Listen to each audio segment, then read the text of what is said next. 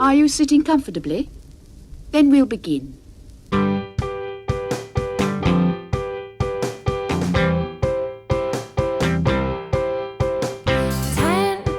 minutes left.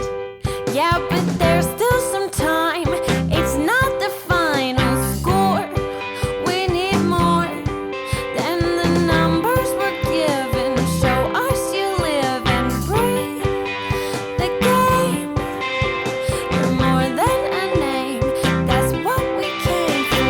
We can bring you more than the score.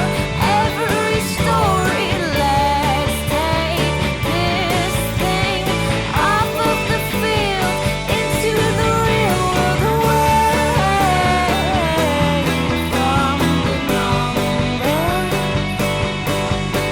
away from the numbers. Welcome back, my friends, to the show that never ends. There's still time.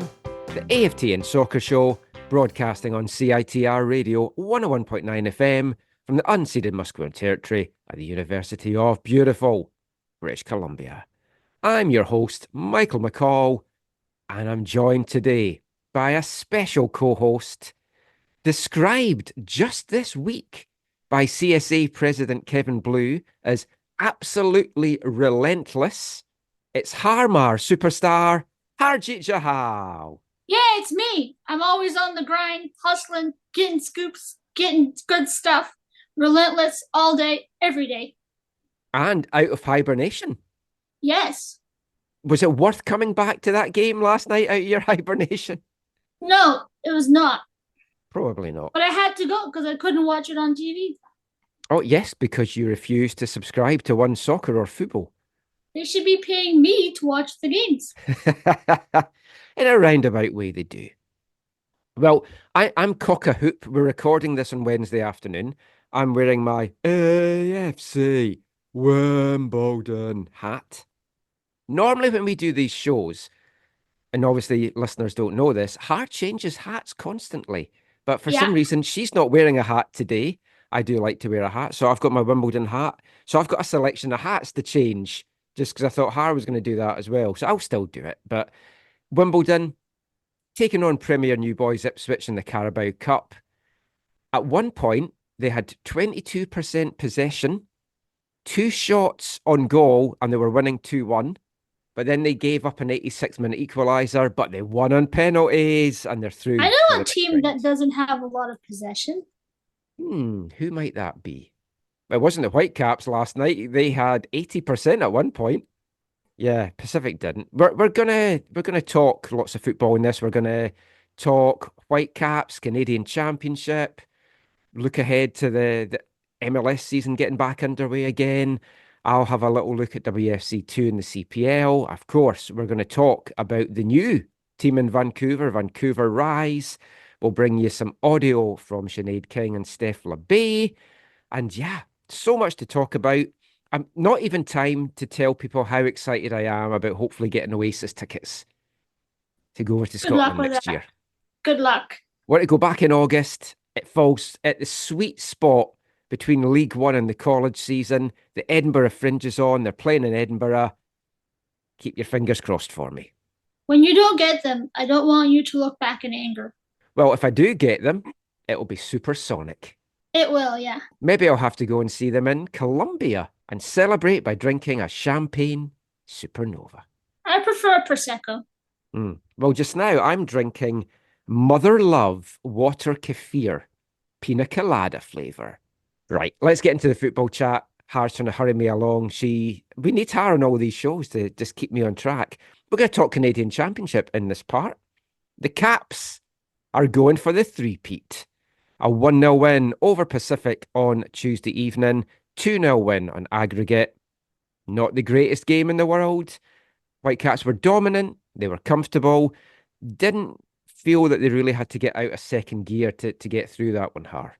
No, they were just in regular gear. They had 79.4 possession. Pacific really didn't do anything offensively. The Whitecaps just passed the ball around. It was like the Homer Simpson thing where they're just passing the ball around to keep away. I expected more goals, but I understand they're a little bit rusty. They were missing captain. They were missing Brian White, who went off with the injury. But I think it was a good first game back because they obviously had 3.5 weeks off. So it was a good game to get their legs back and then prepare for the MLS stretch drive. So they got the job done, 1-0 in that game. It doesn't matter how many goals you score, it was kind of in hand anyways. So yeah, good result. Got the job done.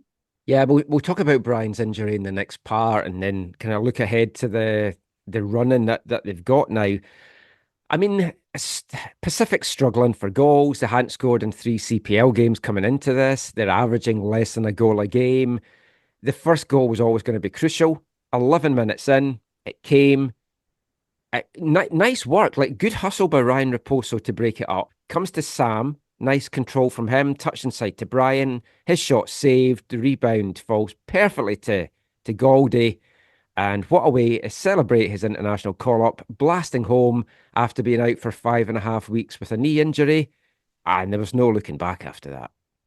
Yeah, it was a great goal, great opportunity. He was in the right spot at the right time, which he is so often. A lot of hustle on the play, as you mentioned, from the various Whitecaps. Brian getting the shot off. So it was a good teamwork goal, a good time to get the possession off Pacific. So it was the goal that they got early on, which really set the tone because then Pacific had to really come out of their shell, which they did not. So good early goal for the Whitecaps, and they really brought the crowd into it as well. Yeah, I mean, Pacific did push in the second half. If they'd got a goal, it was going to set up an interesting one because then all the momentum's with them. But I mean, you talk about the crowd, it was a small crowd, but the crowd was then immediately taken out of the game. Straight from the kickoff, Brian gets the ball straight to the head.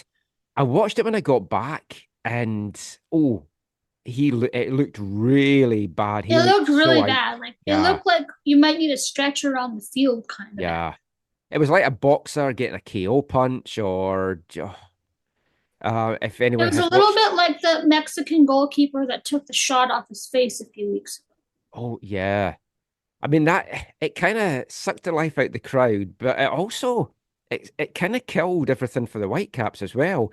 I don't know if they were just thinking in their heads, well, that's the job done now. Pacific's not going to come back. Let's just kind of take our foot off the pedal a little bit. They had chances.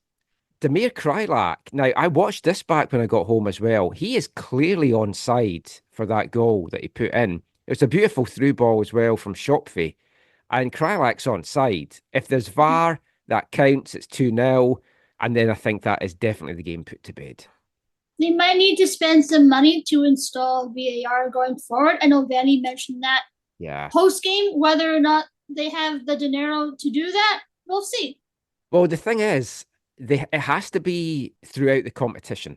So they kind of have to get it then maybe installed at the CPL grounds where things aren't set up and stuff just now. Yeah. Now, CPL has looked at maybe looking at a version of VAR Lite, and there was talk about maybe doing that for this season. It didn't happen. So it's something we'll continue to raise in the hope that maybe it does happen. But second half, not really a lot to write home about. And yeah, I mean, we won't dwell too much on it. It's a win. It was a good win. We now know the Whitecaps will play Toronto FC in the final at BC Place on Wednesday, September 25th, 7 p.m. kickoff. Get your tickets now. Hopefully, the Whitecaps can do the big push that they did 2 years ago. They did a fantastic job marketing that final. They got the fans in. Yeah. Let's hope we can get that again. No. Yeah, they have enough time. I know fans are wondering why is the match a month away. Oh. You need to sell tickets, and you have the congestion of the MLS schedule. So international it's perfectly fine. Yeah, a lot of factors. So hopefully fans can get tickets and really pack the place. I know they have some Italians on their team, so hopefully fans don't come and see them. Yeah, just turn up wearing beards because Insigne just loves to have a little pull of a beard. I don't know the clip of that hair or not. And watch the skies because you know there could be some area surveillance around. You never know with the Toronto. It's okay. There's a roof. Vanni will make sure the Whitecaps train under the roof so no one can spy on them. But the Whitecaps Forge game, Forge went into that second leg with a 1-goal lead. They sat back way too much. I know you didn't watch it, but I did not watch it, no. TFC dominated, and they genuinely could have won by 4, 5, 6. It was 1-0 in the end, which was enough to take them through on away goals. Yeah, that's Forge, another thing. Get rid of the away goals. It's ridiculous. Yeah. Forge, different team from the first leg. They were missing their striker that they had just sold, Poku. But they just sat too deep. They didn't attack. I'm always like, the best form of defense is attack, and they just didn't do that. They really didn't forge ahead. Like, they had the opportunity for forging, and it was not there. The breakthrough came when Wurzel Gummidge chipped to Insigne at the back post, and Insigne just touched it away. Do you know Wurzel Gummidge? Is that a gummy bear? No, he's a scarecrow with hair like straw. Which, if you saw Bernadeschi's haircut last night, very similar look. Well, Halloween is coming up soon. That could be the costume for everyone.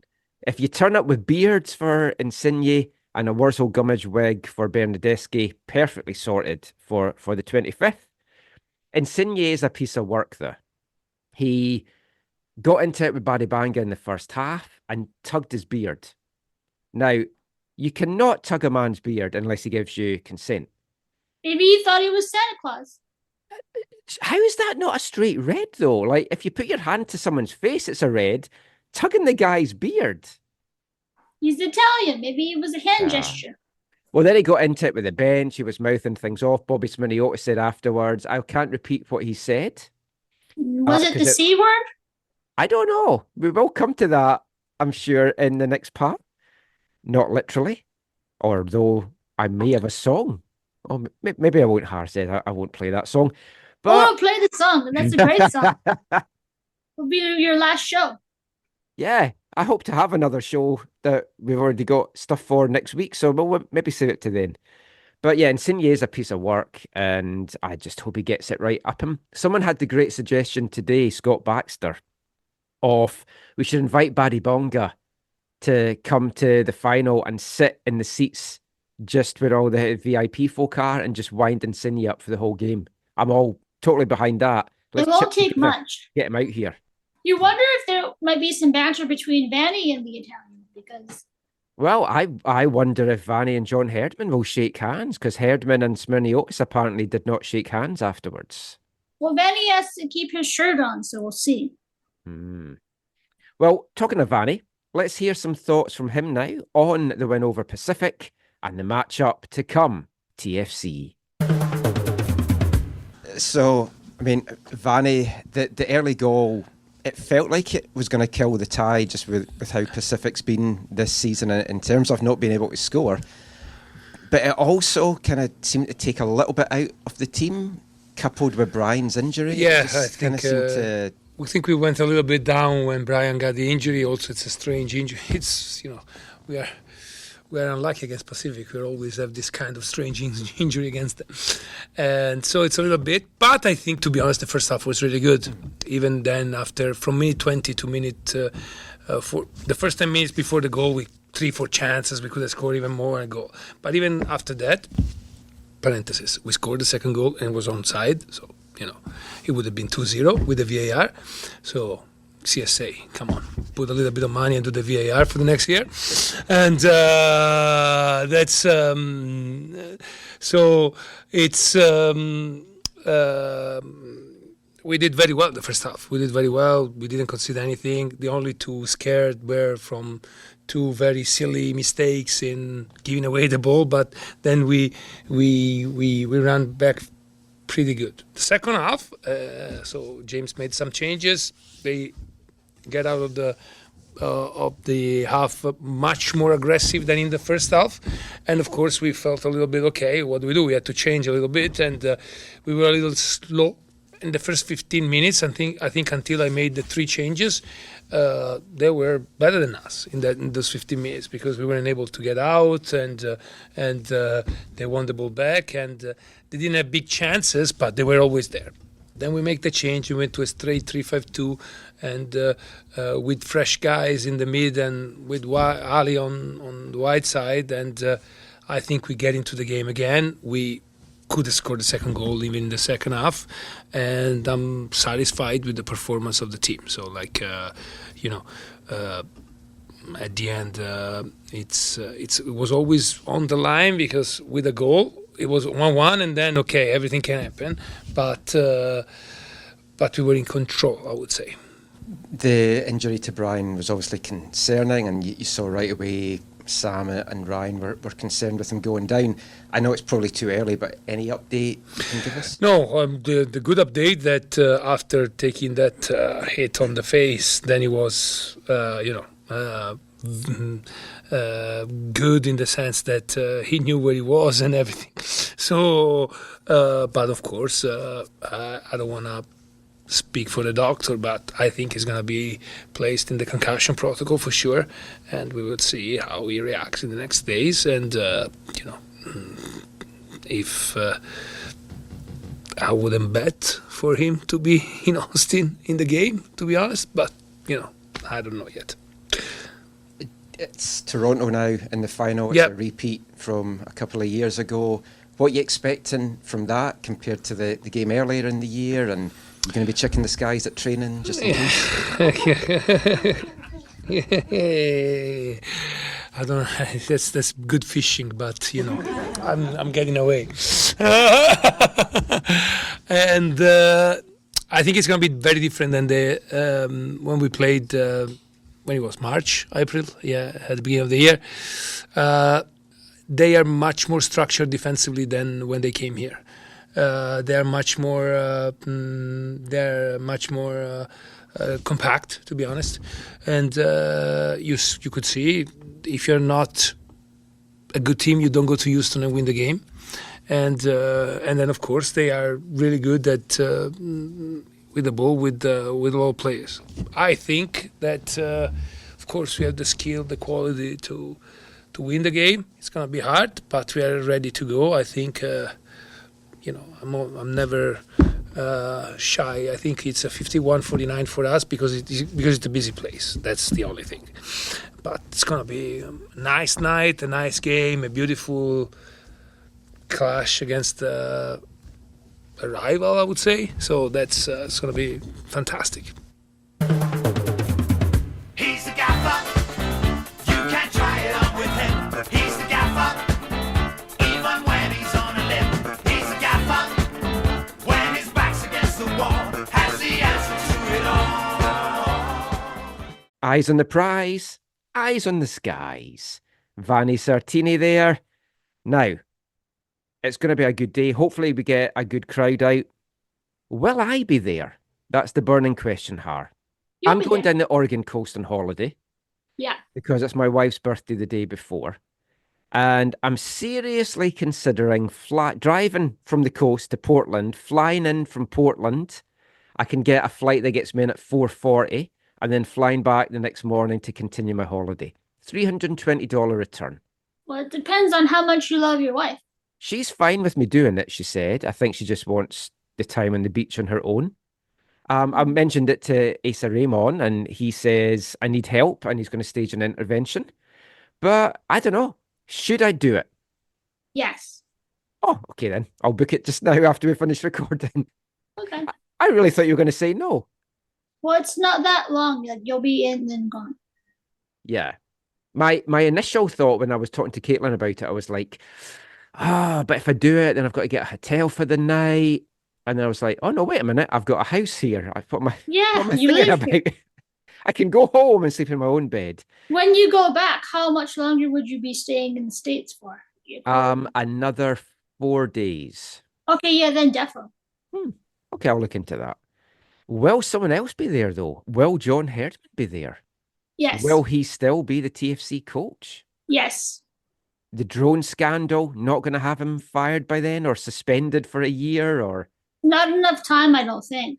No, it probably isn't. If they want to do a thorough investigation, I think it is coming. I mean, all the rumours do seem to point that there could be a ban coming John's way. I think once the investigation is released, then maybe you have to have FIFA weigh in, or I don't know if they would see it beforehand and then have a ruling or an opinion right away. I think this is going to be a lot of time. I think it makes more sense to wait till the off season when you have maybe more answers or more knowledge of what took place or what transpired. But yeah, I think we'll be seeing John Herdman in Vancouver in a few weeks, which I'm delighted to, because as you know, I'm good at getting near people who don't want to talk to me. Absolutely relentless, some may Yes, say. relentless. It's my Yes. new name. Now, we touched on it there, the format. First of all, do you like the 2 legs? No. It kills it for me. I would much rather have single leg, the lowest seed hosts. I agree with that. And then the final can be just drawn, and whoever gets drawn out gets to host the final. If it's going to be 2 legs for the semi-finals, I can live with it. The earlier rounds should not be 2 legs. You don't Need to need it, straighten especially with the way goals rule. It puts the lower division teams at more of a disadvantage. Yeah. Well, that was my next thing. It's like the away goals rule, they got rid of it in the Champions League. It's getting phased out in competitions all around the world, but it's been reintroduced by Canada Soccer for this year. Vanni, after the Cavalry game, made it clear he felt that there shouldn't be away goals and that Cavalry deserved to go to a penalty shootout, which great for him to say that. James Merriman last night as well feels that, it shouldn't be there, and it's killing CPL clubs' chances. Yeah, it's not the best. Hopefully they have some new rules or they change something up going forward.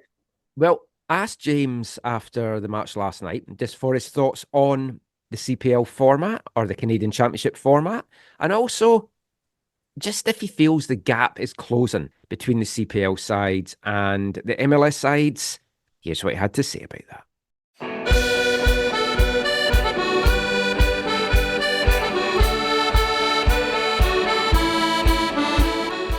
James, it was a battling performance by your team in the end. The early goal was always going to be a killer if you considered it with your scoring woes this year. How did you see that one play out? I think it's that's the biggest thing we spoke about before the match, is that we knew we need to be disciplined, we need to be focused off the start and be organized and try to get to the half, and try to push into the second half and then start to open the games, then start to press higher and attack. But when we concede in the first 10-15 minutes of the match with the scoreline and everything, it's always going to be uphill. It's always going to be difficult from there. They have so much quality, intelligence. They're going to manage the game from that point on. So it's disappointing to give that goal so early in the way that we did. It was a poor goal for us to play inside like that and give them that opportunity. But then after that, I think you can see a lot of really positive individual performances. I think the way they responded, the way we responded in the second half, we showed some quality there. But at the end of the day, that first goal was going to kill us. It's awkward because he's sitting right beside you, but one of those top performances was Emil. I thought you were fantastic this evening. Just say a little bit about his growth from last season to this season. Yeah, I think not only last season, because there's years before that where he's got to find that patience. He has big confidence. He has ambition. He wants to see where he can go with his football, and he wants to maximize his potential, and he's working towards that every day. And I think last year was a big learning for him, as he was more the number one for us, and trying to stay and keep that consistency and build the mentality to be able to handle the number one position and that responsibility. And then I think this year you've seen him take big steps, big strides, played in difficult environments, and shown really, really well, more mature, more composed. Comes into BC Place, and not only this game, the first leg as well. Some excellent saves, some really good composure, and high ceiling. Been involved with the CPL since day one. We've seen the 2 results tonight, the 2 semi-finals, down to the wire really for both of them. Do you feel the gap's closing? I mean, it's tough to say if the gap is closing. I mean, I think this team, the Vancouver, has so much quality in this group, so much, and we need to respect that for sure. But You can see the organization and the belief that Forge has in the way that they're playing, the way that they approach the game against TFC to push it like they did. I think we've played in both legs very, very well against the Whitecaps. So in terms of the professionalism and the quality of players and the discipline, I think those things are really improving every single season. We're making it more difficult in these games. Nobody's getting played off the park. Calvary came here and did well also. So I think we can speak to that, that the parity in the league is improving, individual clubs, the structure is growing, and the game is growing. We're going to continue to attract more players, more quality players, continue to build the staff. The staff is growing in all the organizations. And yeah, we're able to be much more competitive in these games, and that's what we want to be. That's cup football, and if we can create upsets, that's what we want to try and do, right? Do the 2 legs and the away goals rule, though, kind of really hamper you? They got to get rid of the away goal. I think it's killed the game with Calgary. It's made it difficult in the Forge TFC game today, and then us as well. We concede that goal, and we didn't stop. We pushed back into the game, but that they have so much quality and they can manage the game from there, and they'll push when they need to push. So we can get rid of this. They don't use it in Champions League. They don't use it in other parts of the world. I don't know why we're using it here. If we can get rid of that and give us more advantage, more help in next year's Canadian Championship. Oh, this is my island. Oh, this is my island. From the port on Nice right through the Mission till the end of time. Oh, this is my island. Oh, this is my island. We feed the sheep and cut the beets until the day we die. Pacific FC head coach James Merriman there with his thoughts on the Canadian Championship. Yeah, get rid of the away goals. I'd get rid of the 2 legs as well. Let's hope there's a bit of a revamp for next year. It should also be noted that the CPL clubs did want the 2 legs, and they did want the extended competition and the later start and the later finish, just so that their season, it was more competitive for them, because their season starts obviously way later than MLS. Yeah, I don't mind that. That's good. But yeah, so we'll see how next year's looks. TSS are in it. Still hoping for that Vancouver FC matchup. Yeah. But that is it for our Canadian Championship chat. We're going to be back looking at MLS, international call-ups, and a few other things after this. Hi, I'm Ryan Gauld, and you're listening to the AFTN Soccer Show.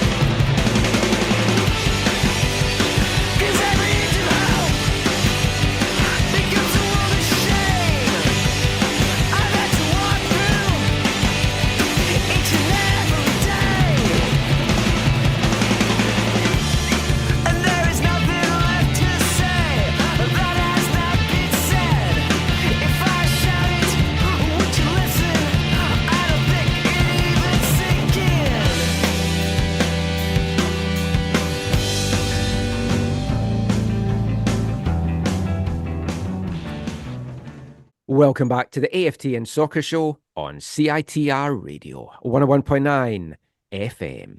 And kicking off this part, it's Austin, post-hardcore band, and You Will Know Us by The Trail of Dead, with a single taken from their second album, 1999's Madonna. That was Mistakes and Regrets. I was about to say, if you could make a list of your mistakes and regrets, what would be at the top, Har? Having your window open during recording for cars honking could be right there. It's not open. Wow, it's a loud honk. Yeah. So My regret would probably be joining the show. That's the biggest one. that is, to be fair, I think I've ruined Zach's life. I think he has to just go and just pray that he's still getting into heaven after all the stuff that we say on the show. It's all coming back to me. Well, I was going to change hats. Let me just change from my AFC Wimbledon hat. Yeah, take your time. Oh, a bucket hat. Got my Whitecaps bucket hat on because I might wear this when I go and see Oasis. Yeah. Because bucket hats are the in thing. Oh, it's covering my ears and making things sound funny. Let me turn it up. There we go. Yeah. Great podcast. Cool. Oh, now I'm a cowboy. That's good. That's good. Yeah. Anyway, back to this. So yeah, we'll have more, I think, from And You Will Know Us by The Trail of Dead. They are my favourite Austin band. And I'm playing them because next up for the Whitecaps is a trip to Texas. My hat will fit in nicely to take on Austin FC. Now, we can only hope that Giuseppe Bovalina doesn't go full Aussie down there against Austin on Owen Wolf. Yeah, that's always a possibility. When you're dealing with an athlete from down under, you never know what they're going to say. Your eye spot. And of course, the reason we're mentioning that, some people may have missed this story. I don't know how. It was the best story in MLS. The best. This month. Forget Leagues Cup. Forget Messi. Yeah. 22-year-old Australian international Patrick Yazbek making his debut for Nashville got substituted in the first half for uttering a cuss word. Can you believe that, Har? I can't believe that. Which one was it? It was a word very similar to our good friend Kunt and the Gang, I think is how we might pronounce it for the show. Yeah. Now, people from Australia, people from Scotland, that we use that as a greeting. A greeting, a verb, an adjective, sometimes a noun. Yeah. And I basically say that word a couple of times a day. A term of endearment for your loved ones. Exactly. So I understand some of the connotations, but they stopped the game for 6 minutes. Yeah. And the captains got together, the coaches got together, he got taken off. At the time of recording this, no answers come out, but MLS are investigating for foul and abusive language. Owen Wolf said afterwards he didn't even hear what was said. Oh, no. I got in the elevator last night after the game with Bova, and I was just starting to say about using that word when the Krylak family came in with the wife and all the little kids, and I was like, I probably won't continue having this conversation now. That's too bad. You're a woman. Yeah. It's said to be misogynistic. Are you offended by it? No. I sent you a fun song the other day. It was hilarious. I love that song. And by an Australian, funnily enough, Kevin Bloody Wilson. He's a comedian. He sings funny songs. I've been to see him a few times in Scotland. Most of his songs are just expletive filled. Yeah. And it's about how he came to play in Canada and he was told you can't use the C word. So he wrote a song called You Can't Say Cunt in Canada. Nope, you can't. You can say every other thing, which he does in the song. What I think, though, is everyone's maybe going, if Bova plays, everyone's going to be expecting him to maybe utter that. I don't think he should use that word. Instead, I think he should say this. Get your hand off my penis! Oh, yeah, that guy. That's gold. Yes. R.I.P. Jack Carlson. Yeah. I've learned all Australian and New Zealand culture from watching all these shows the last few years. Just Google Succulent Chinese meal. succulent Chinese meal or democracy manifest, and That's right. you will find out exactly what we are talking about there. I can't believe if he gets suspended or fined. I think that's ridiculous, and it would be an even bigger story. The fact that Nashville put out that statement, most people wouldn't have even known that took place or that had happened. And then when that statement came out, the quote tweets and the replies were off the charts. Oh, they were There's amazing. just Australians coming in to slam Nashville in the league for being soft. So I would hope they don't find the young kid because it's not a big deal. It's not like they've said worse in the league. Yeah. He'll probably have to go for some kind of therapy now and like I've heard that word mentioned at training, like between the Whitecaps training, like out of frustration. They're not directing it at anyone. They're not upset. It's just like you say a curse word or whatever. Well, also in Scotland, it's used as like, as you say, a greeting. It's like, hey, not seen you for ages. Yeah. And it's used for good, bad, everything. So it's just a cultural thing.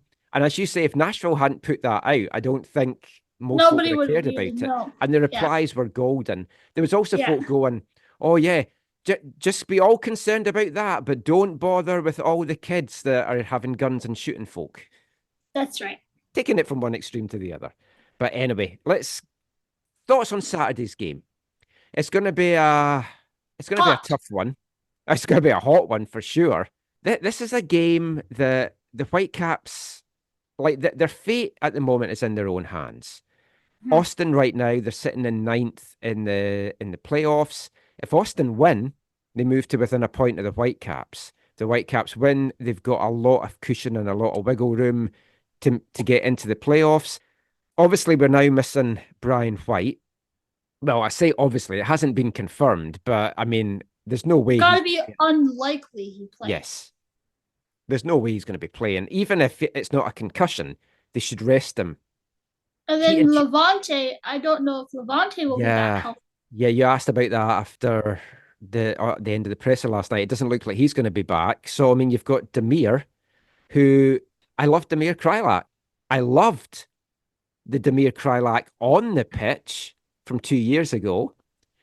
It feels almost that he's just kind of a warm body out there just now. And he'll get goals because he's a poacher and he'll be in the 6-yard box and the ball will break and he'll stick his foot out and turn it in. At school, I've got no footballing ability, but I got a lot of goals. I was one of the high scorers on the team because I was a poacher and I could finish from 6 yards out. Krylak offers that to the Whitecaps, but he is not the guy that's going to step up now with White out.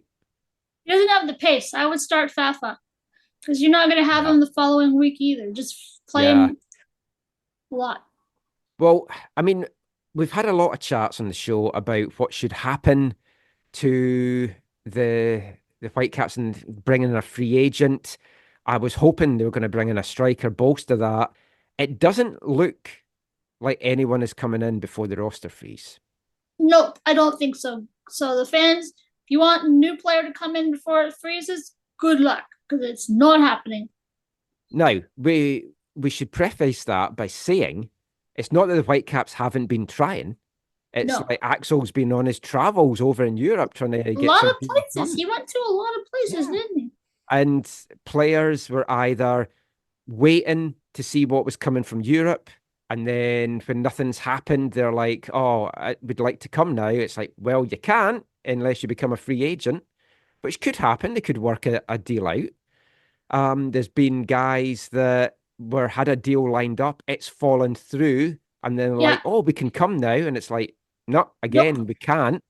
And then there's players that just don't want to come to MLS, at least at this stage of their career. These windows lined up with the other leagues, so it's more even playing field, because it's not, and it's hurting MLS teams, specifically in our case, the Whitecaps. Bringing the window forward as well for the Canadian clubs has hit them so much, and Axel touched about that on the show. I'd hoped, I'd like maybe a pipe dream, but like there's a Scottish international, Stuart Armstrong, that was available after being with Southampton. I thought played with Gauld at Dundee United, Maybe Gauld could put a good word in. Looks like he's Yeah. going to Brentford, which, I mean, to be fair, MLS, English Premier, you're going to pick staying in the English Premier.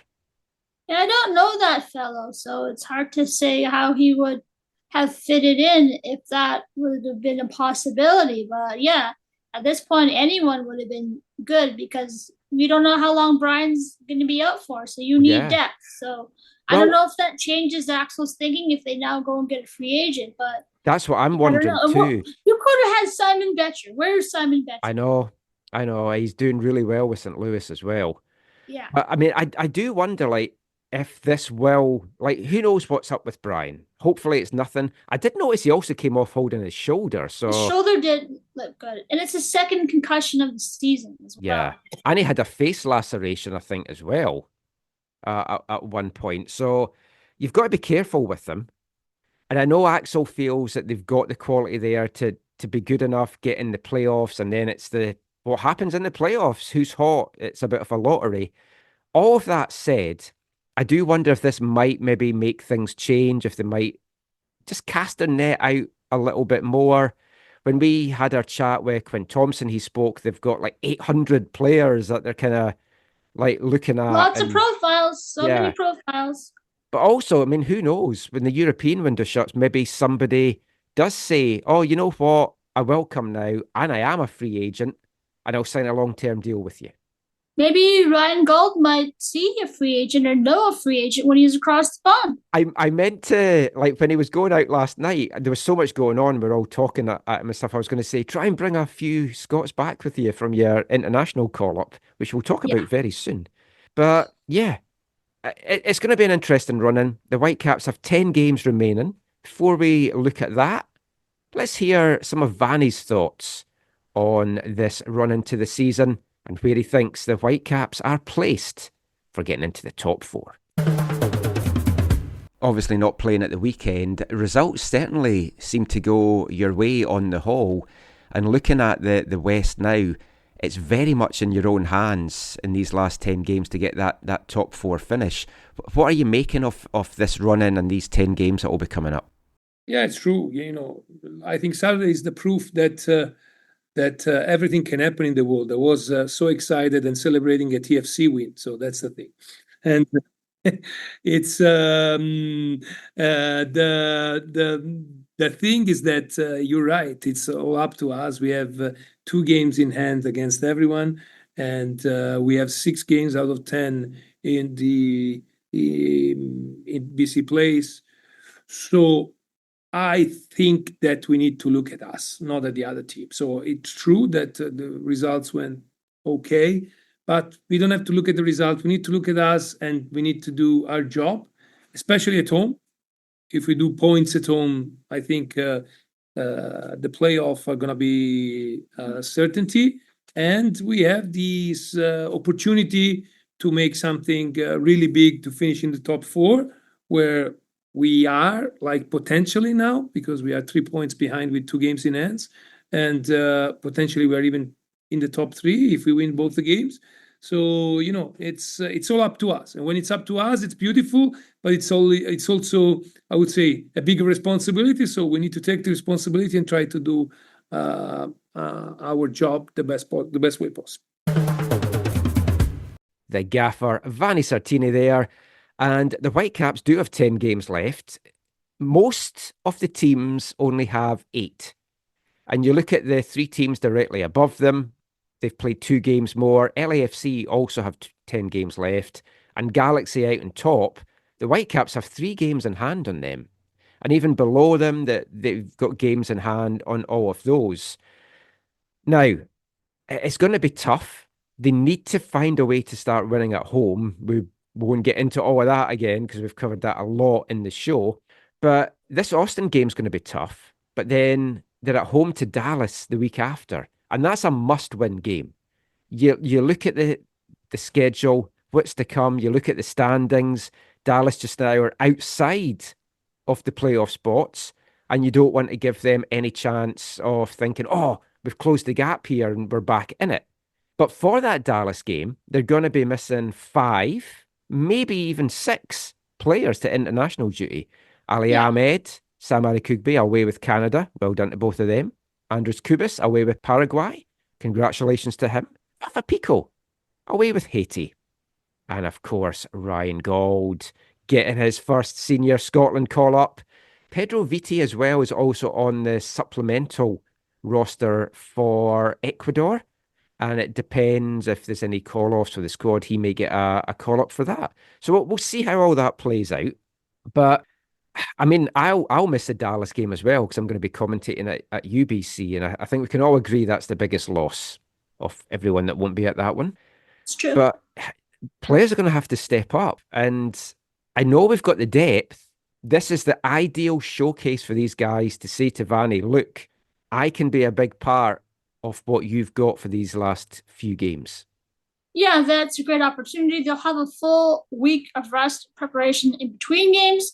Hopefully, Brian will be able to get fit and Levante will be able to return. So, yeah, it's a good opportunity to get the minutes in to see who can kind of step up and mesh. I would expect Sebastian Berhalter to play a lot, Schulfe to play a lot as well. Maybe even see some of Ralph Priso, perhaps. But a lot of young players, maybe some players on Whitecaps FC too get called up. I know you mentioned Jay Herdman as well. So there's certainly an opportunity for those young players to shine. And I hope they step up and hopefully they have the opportunity because that's what you need squad depth for. Is you need players to step up when the players are away or suspended or fined or not available or injury. So we'll see what happens. Dallas, they're okay. They're not the top team. They're not the worst. They're kind of middle. So at home, you should get 3 points again. But we've seen at home they've struggled this year. So hopefully they turn that around because you need to be winning, especially at home in the down stretch of the season when you have more games at home to close it out. And they will be doing it without Ryan Gauld. Hopefully not without Brian White, but I mean, we'll get to see. But the great news, the big news this week, Ryan Gauld finally called up by Steve Clarke into the Scotland squad for their 2 Nations League qualifiers. And I've just got DAZN for 6 months back again, so I can watch the Champions League and the Carabao Cup and these qualifiers, and so that Har can also watch the NFL on it. A little gift to her. I'll watch the 49ers on it for the games that's not on TV, but let's not go down the NFL route for now, because I know you can talk a lot about that. But yeah, Gaudie's called up. Yeah. First senior cap. He's been called up for Scotland, both the under-19 and the under-21 level. 2015, 2016 was his last cap at under-21. He said a couple of years ago he'd almost basically given up getting the call. Mm-hmm. And I think Steve Clarke just didn't rate MLS. No, I still don't think he does. I still don't think he does either, but Lewis Morgan getting called up for the Euros maybe has opened his mind to looking at MLS. Lewis Morgan also in the squad from the Red Bulls. And now there's been a lot of pressure on Clarke to call Gaudie up from the fans. Obviously, I like to think it's my East Fife podcast that nearly every episode I'm talking about Ryan Gauld and how he needs to be in the Scotland team. Certainly. Definitely the pressure there. And yet media in general's just said basically get him called up. And now he has. It got announced at 3 a.m. in the time here. And I was still up because I'm a night owl. And my phone was going off with all my mates in Scotland saying, oh, Gaudie's been called up. So I managed to get the tweet I was out. up as well. I forgot to check. I got the tweet out within like 6 minutes of the squad getting released. So it was fantastic. We'll talk a little bit more about it in a sec, but let's just hear some audio from the man himself. Myself and Har got to ask Ryan some stuff after the Canadian Championship game on Tuesday. Here's Gaudie.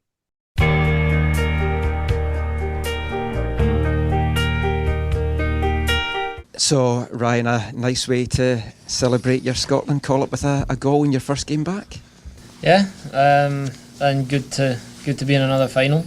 Knowing it wasn't going to be an easy game tonight, and I think we just got in, done a good job, and yeah, nice to come back after a few weeks out of a goal. It was a nice feeling. What's more pleasing for you, getting this call-up or having us stop and asking you when you're going to get called up for Scotland?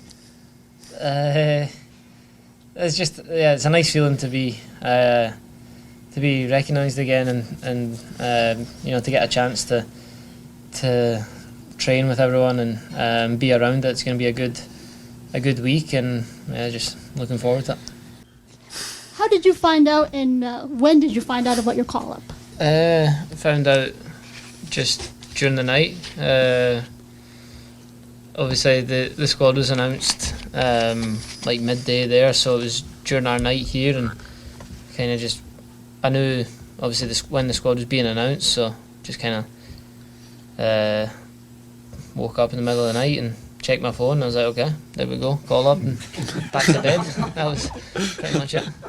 What does it mean to you to have the support from Scottish fans all over the world? They wanted to see you get called up. They're really proud to see your name on the roster.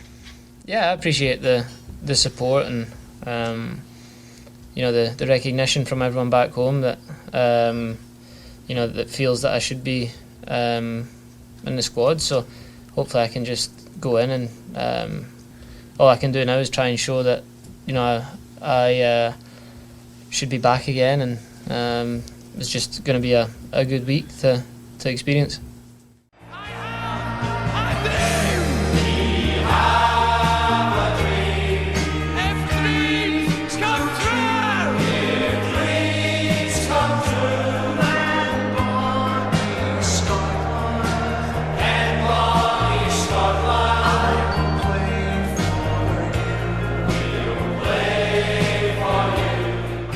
Ryan Gauld there. As Vanni said, he may not sound excited by this, but he is. He's just That's his regular voice. Yes, he's a dour Scotsman. I loved that when you said to him, when did you find out? So he found out half an hour before the squad was released. And it's like, I woke up, checked my phone, saw I was in. I was like, oh, very nice, good. Went back to sleep. I felt like when you call the guy or email him the night or the day before, he has to find out in the middle of the night. Like, come on. Yeah, by getting an email as well. Yeah, come on, Scotland. I don't know, maybe we just do things very weirdly over there. I could believe it. But I mean, what's exciting about this is that there's 2 games coming up in the Nations League. First one's on Thursday, and Scotland's at home to Poland. But the next one, Sunday, September 8th, Scotland away to Portugal. A country he knows well. Yeah, in Portugal, where he's played. I mean, it's such a great opportunity for him. Oh, I sure as hope they'd play him. He gets some minutes. To send him all the way over there just to have a walkabout and the training and to meet the guys, play him, cap tie him. He's well deserving. He's worth it. It would be a shame just to call him in to appease the fans. My concern is that he won't see the pitch. But I've also got other concerns as well. So he's coming back off a knee injury. Yeah. So it's not the ideal time for him to suddenly be in the international level. What I don't want to happen is he comes on, gets a couple of minutes, and he's never called up again. Mm-hmm. And that could also happen. Because you want him to go, you want him to shine, but absolutely delighted him to have a good opportunity. We know Brian, I think, was Brian called in for camper? Oh, he was going to be called in for a camp, and then he had a knee. No, he was called in previously. So Brian was previously called into a U.S. national team training camp. Not now. Oh, I thought you meant now. Ago. Right. No, Brian White. Yeah, he played in January. He played those games. Yeah, so he's had an opportunity, and you hope he gets more opportunities and he gets called back. So hopefully for Gauldy, he gets to play, he gets to experience, and it's not just a token call-up from Clark. So we'll see. Yeah. Also, is he going to be flying from Austin to Scotland? Because that's a long flight. Or does he travel back with the team after the game? I'm not sure. Ooh, that's a good one. We should have asked that. Because obviously, when does the window open? He'd have the charter to back here. I think it would make sense to fly from Austin because Scotland would pay for it. So our players travel in style. Premium economy, I'm sure. Did you not? Anyway, absolutely delighted for Ryan. Wish him all the best. I really can't wait to catch up with him when he comes back, and we'll have a good chat. Should have got him to bring me back some chocolate digestive. I'm surprised you don't have a gold Scotland jersey. I should get one, actually. Yeah, I will make sure I get one. That is it, though, for the Whitecaps men's team chat, or MLS team for sure. We do have a little bit of WFC2 chat coming up in part 4, but we're going to turn our attention now to the new team in town, Vancouver Rise. And we'll be back chatting about them after this episode's song from our album of the month. Hi, I'm Stephanie Labbe, and you're listening to the AFTN Soccer Show.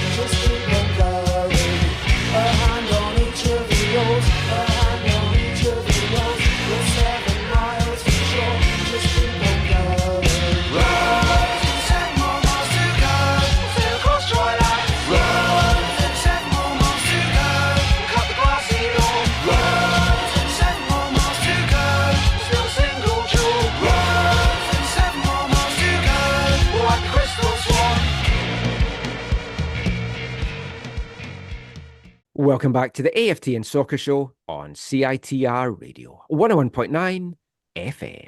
And kicking off this part, sadly, it's that time of the month, Har. No, not that time. Come on, man. It's the last song from our album of the month, English Oh. band The Klaxons, from their debut album, Myths of the Near Future, released in 2007. That was The Isle of Her. And I thought a very fitting song because we're going to be talking women's football in this part and the new team in town, Vancouver Rise. Before we get into that, I need to change my hat. You got a hat? Oh, that hat. How did you get a hat? I didn't even get a hat. I know people. You nick it off someone? No, I Yeah. just happened to mention to someone that I didn't get a hat at the launch, and they said, I have a spare. Would you like it? Yes, I said, and I got it delivered last night. I was keeping it as a surprise to show you on the show. I need my glasses. I can barely see the logo. Could they make it smaller? It is yeah, it is quite a small thing on the hat, but I love my hat, so this is going to be my hat of choice for a little bit. Free hat And is a free hat. we got a free scarf as well. Everyone got a free scarf, and most folk got hats. They had bucket hats as well. So we're going to talk about the new Vancouver NSL team. I mean, I think everyone had kind of worked out it was going to be Rise from the three names of Queen, Summit, and Rise. That Yeah, had been I found the trademarked. social media. I found the social media accounts a week prior, so I knew what it was. Yes. And then the website was live before the launch event as well. So we had Yeah. a nose around that, found the logo, but we didn't tweet it out because we're not bastards and we didn't want to spoil their big day. I mean, I thought about it, but I knew was you being- did, but I would. There's Yeah, no yeah, way yeah. I was going to tweet it out. No. It's like they've worked so hard, and it's like Sinead King, the chief business officer of the new team, and Steph Labbe, the sporting director. They both said, "Oh, it was so hard not to let it slip out because you're talking to people about the team, and you Yeah. automatically say their name. You'd automatically say Rise." Or you get cornered by someone and you don't know. Yes.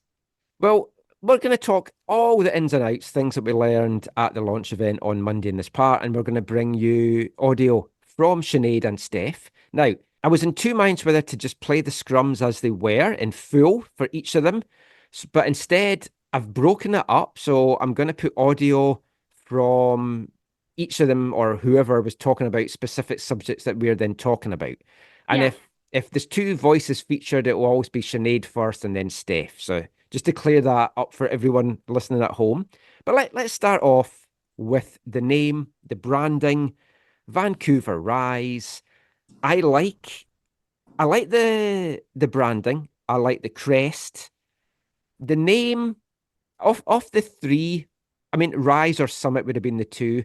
I thought they might have gone for Queens because Sinead, No. as she mentioned, was like a Queens Park Rangers supporter. And I thought, oh, she'll be going down the Queens route. You I didn't can't want do that that. at all. No. No way. But I mean, it's really grown on me.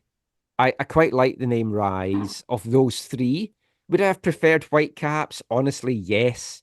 But I do understand the baggage that comes with that name in the women's game. But also, they want their own identity, They Yeah, want to that's be a their lot own of brand. it. They want to be on their own. So coming up with their own name, a logo, stadium, merchandise, just separate everything pretty much, except for the owner. I think then that's a good start. It's a good way to get going. Well, we've got to say as well, like, and this was said at the event, like Greg Kerfoot has invested so much in the women's game, going Yeah. way back to the USL days. He's Oh, yeah, funded so the much. national team. He's funded Yes, the a lot. Whitecaps, the Breakers, and it's like he's done so much for the game. And I know people, they're like, oh, I don't really want to support this team because the Whitecaps are involved. If it wasn't for Greg Kerfoot and the Whitecaps, this league would not be possibly happening because he's put a No. lot of money into this. That's true. That's a big proponent of how things were able to take place and get organized. So full credit to Greg Kerfoot for splashing the cash. So what do you think of the name? What do you think of the branding? It's okay. It's not bad. It's not the best in the world, but yeah, it'll do. I like the colors. I like the color scheme. The mountains, okay, but yeah, it's not bad. It's okay. I love the mountains because it's a nod to the Whitecaps and the Whitecaps crest. So I do I mean like the that. drawing of the mountains. I think it looks all right. It's the three main peaks that they were kind of talking about. The sun bit, I get sunrise and the 6 points and the 6 teams and everything like that. It's not Lisa Simpson. No, it is not the best sun design, I do have to say. But I get what they were trying to do with it. My only real complaint is I think the word rise is too big. What's the team name though? Maybe that's why they did it. Someone did say it reminded them of a craft beer logo. And as soon as they said that, I'm like, oh, you know what? That's actually spot on. It does look kind of like craft beery. Mm-hmm. It's had very mixed reactions. Some folk love it. Some folk think it's cheap. It's okay. I think it will grow on people as it continues to be around. Well, when I saw the new Whitecaps logo way back when they launched it in, I think it was 2010, maybe I've been early 2011, I didn't like it either. I wasn't really won over by it. But as it's gone on, I like it. It's unique. It doesn't have a soccer ball in it, which is always a key thing. It's just the cheap way that they do in North America. Stick a soccer ball on it. I mean, it's been less than 48 hours, so it's new. Yeah, and we had a lot of feedback on it. Thank you to everyone that gave your comments. I was going to go through and read them, but we're trying to keep this tight. No, we don't got time for that. You know that. Come on. I know. I have to pick my wife up in half an hour. Yeah. But let's hear our first bit of audio now. Just some thoughts from Sinead and Steph on the name, on the branding.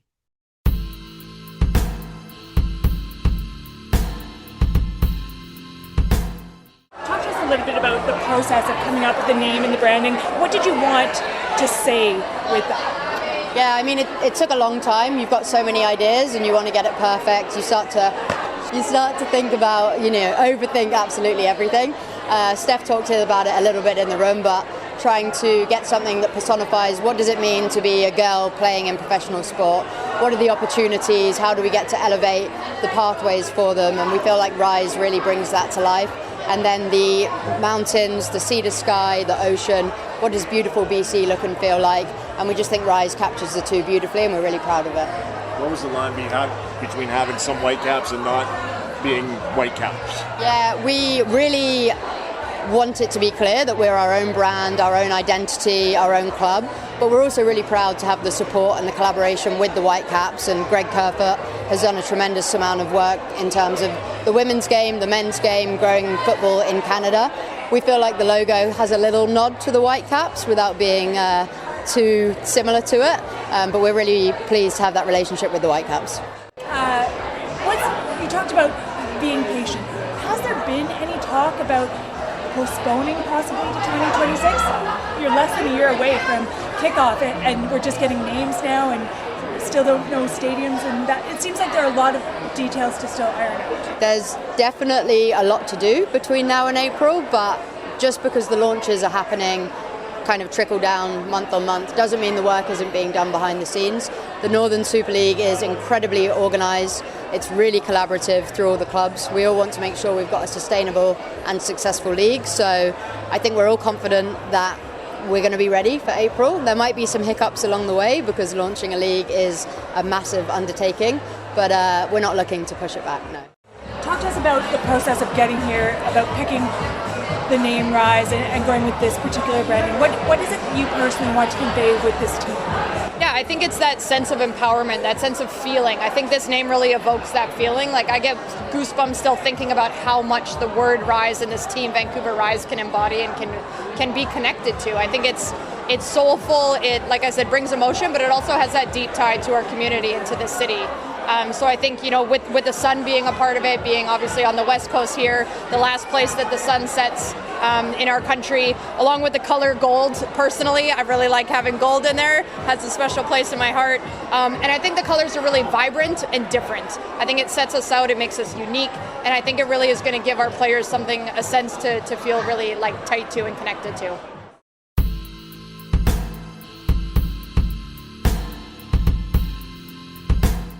So we know the name, we know the branding. There's a lot of things, though, that are still unknown. Where will they play? Who will play? Who will be the coach? So we'll get into some of these and we'll bring you audio kind of talking about a little bit of this. So first of all, on where they're going to play, it's something that everyone's been really wondering. And I was so hoping that it was not going to be BC Place. Because the rumours had been BC Place for Vancouver, McMahon Stadium for Calgary, and I'm thinking absolute nightmare scenarios. You saw the Whitecaps game on Tuesday. When there's not a big crowd there, it's echoey, it's cavernous. There's not an atmosphere. Nope. And the Rise playing there would have been a disaster. Now, they're open to maybe playing some of, if there's a big game, a really big game, a cup final, a playoff, whatever, they're open to playing those there. And I think we've seen from what I've been told from folk that's looked at the Girls Elite tickets that's been sold so far, because they're only opening a small section at a time, they've not been strong sales to start with. So you know it's going to be smaller crowds. You want to have a more intimate atmosphere. You've got to find the stadium that matches that. Now, obviously, Swangard is the one that immediately springs to mind. The old team used to play there. It's a grass pitch. It's intimate. It's expandable. You can get your bleachers around it. The main grandstand may even be enough for a lot of the matches as well. It's a picturesque setting. I know, Har, you hate walking through Central Park to get to the stadium, but it's the ideal place. The problem is it's used so much. TSS are the prime tenants. They're the original tenants in the current setup. And my understanding is they've got the first refusal on the dates. Then you've got WFC2 play out of there. There's rumours that the new Major League Rugby team want to play out of there as well. There's going to be a lot of demand on it. I mean, who knows? I'm pretty sure Burnaby City would want to be seen to support women's sports and try and give them some priority if they can. It surely has to be the place to go. There's not a lot of other options if you think about it outside of that, though. I'm very concerned about walking through that park. I do not like walking through that park. I do not find it to be safe. It's very dark at night. Yeah. As far as the stadium, Swangard goes, I don't find it to be easily accessible for people with disabilities, so I don't care for that. And I wonder about the broadcast situation, as we are members of the press. Like, how's that setup going to be? Is there enough space? So those are my Potentially concerns not. or question marks. Yeah, because there is the press box, and obviously I do all my League One stuff out of there. Yeah. And when it's there, like there's the 2 rows, I'm pretty much taking up most of the front row with all my notes. Yeah. And then the PA guy's there as well. Mhm. And then in the back row, there's the guy that does the music, and then the space for a couple of media. Now, I know for the League One Championship game, they had a media tent behind one of the goals. So that could be something that they do. Yeah, how's that going to work if it's raining? It could be noisy in that tent. But it's a great stadium. I do love Swangard. If you look at other alternatives, because I'm precursing or pre-advancing what kind of crowds we might look at, but if you're looking at drawing crowds 4,000 or 5,000, there's not a lot of options. There's Thunderbird Stadium, which is equally horrendous to get to, and folk hate going up there. It's also not a great pitch. You're so far removed from the action as well. Percy Perry, there's the 6,500 new stadium in Langley, but I can be pretty certain, I would say I'm 99.9% certain that the Whitecaps and the Rise want to be this side of the bridge. I would hope so if you want fans to go. Yeah. The other option is, can they have a temporary home and then work with somebody to get a stadium built? Didn't work back in the day for WFC2 when New West pulled out of that deal. There's been so many rumours that they're going to redevelop Empire and have a stadium up there. I'd love to see that. There is talk of a stadium in Surrey, but as I say, they kind of want to be more on this side. They know that's where their fan base is primarily based. And it's got to be Swangard. Like, what is left? And when we asked them about it, they danced around the topic a little bit. Well, that, I think, brings me nicely to our next lot of audio from Sinead and Steph, just talking about the stadium situation.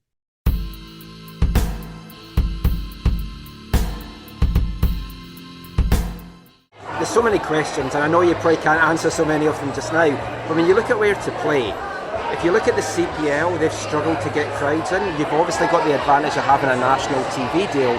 Is BC Place the target for you, or are you looking at a smaller venue? I think for us it's really important that the matchday experience captures the feeling for the fans and the players. And with that in mind, you don't want to be somewhere where you've got 10,000 fans and it feels like the stadium's empty. 10,000 fans would be incredible for us, and we'd be really proud of that. So having a stadium where it feels like it's full to the nines would be amazing. Maybe there'll be opportunities to play at BC Place for certain games, but our heart isn't set on being there. We want to have our own home and our own stadium. I mean, again, without harking back to the CPL, but it's kind of the obvious comparison. They have struggled with numbers. Where do you see this as the ideal spot? You mentioned 10,000 there. Is that kind of what you're aiming for? That's not what we're aiming for. It's a nice number, and it was an easy number to refer to. I think anywhere over 5,000 as a consistent fan average would be amazing. We know there's a demand in the city for fans. We want it to be a fan base that feels connected to the club. We know, I talked about some of the numbers, but 87,000 out for the Champions League game, 60,000 at an Arsenal-Chelsea. We know that the demand is there, but we also know it might take a couple of years to really build that fan base, and we're happy to be patient and do it the right way. All that said, where are you targeting for games? Where are we targeting for games? You'll see soon in a couple of weeks. Going back to the stadium, would you like to have this team play at Swangard Stadium? Swangard is obviously an iconic stadium within Vancouver. You had the 86ers there a number of years ago. The city of Burnaby is a really cool place. The Swangard is beautiful. It's certainly an area that we're looking at playing.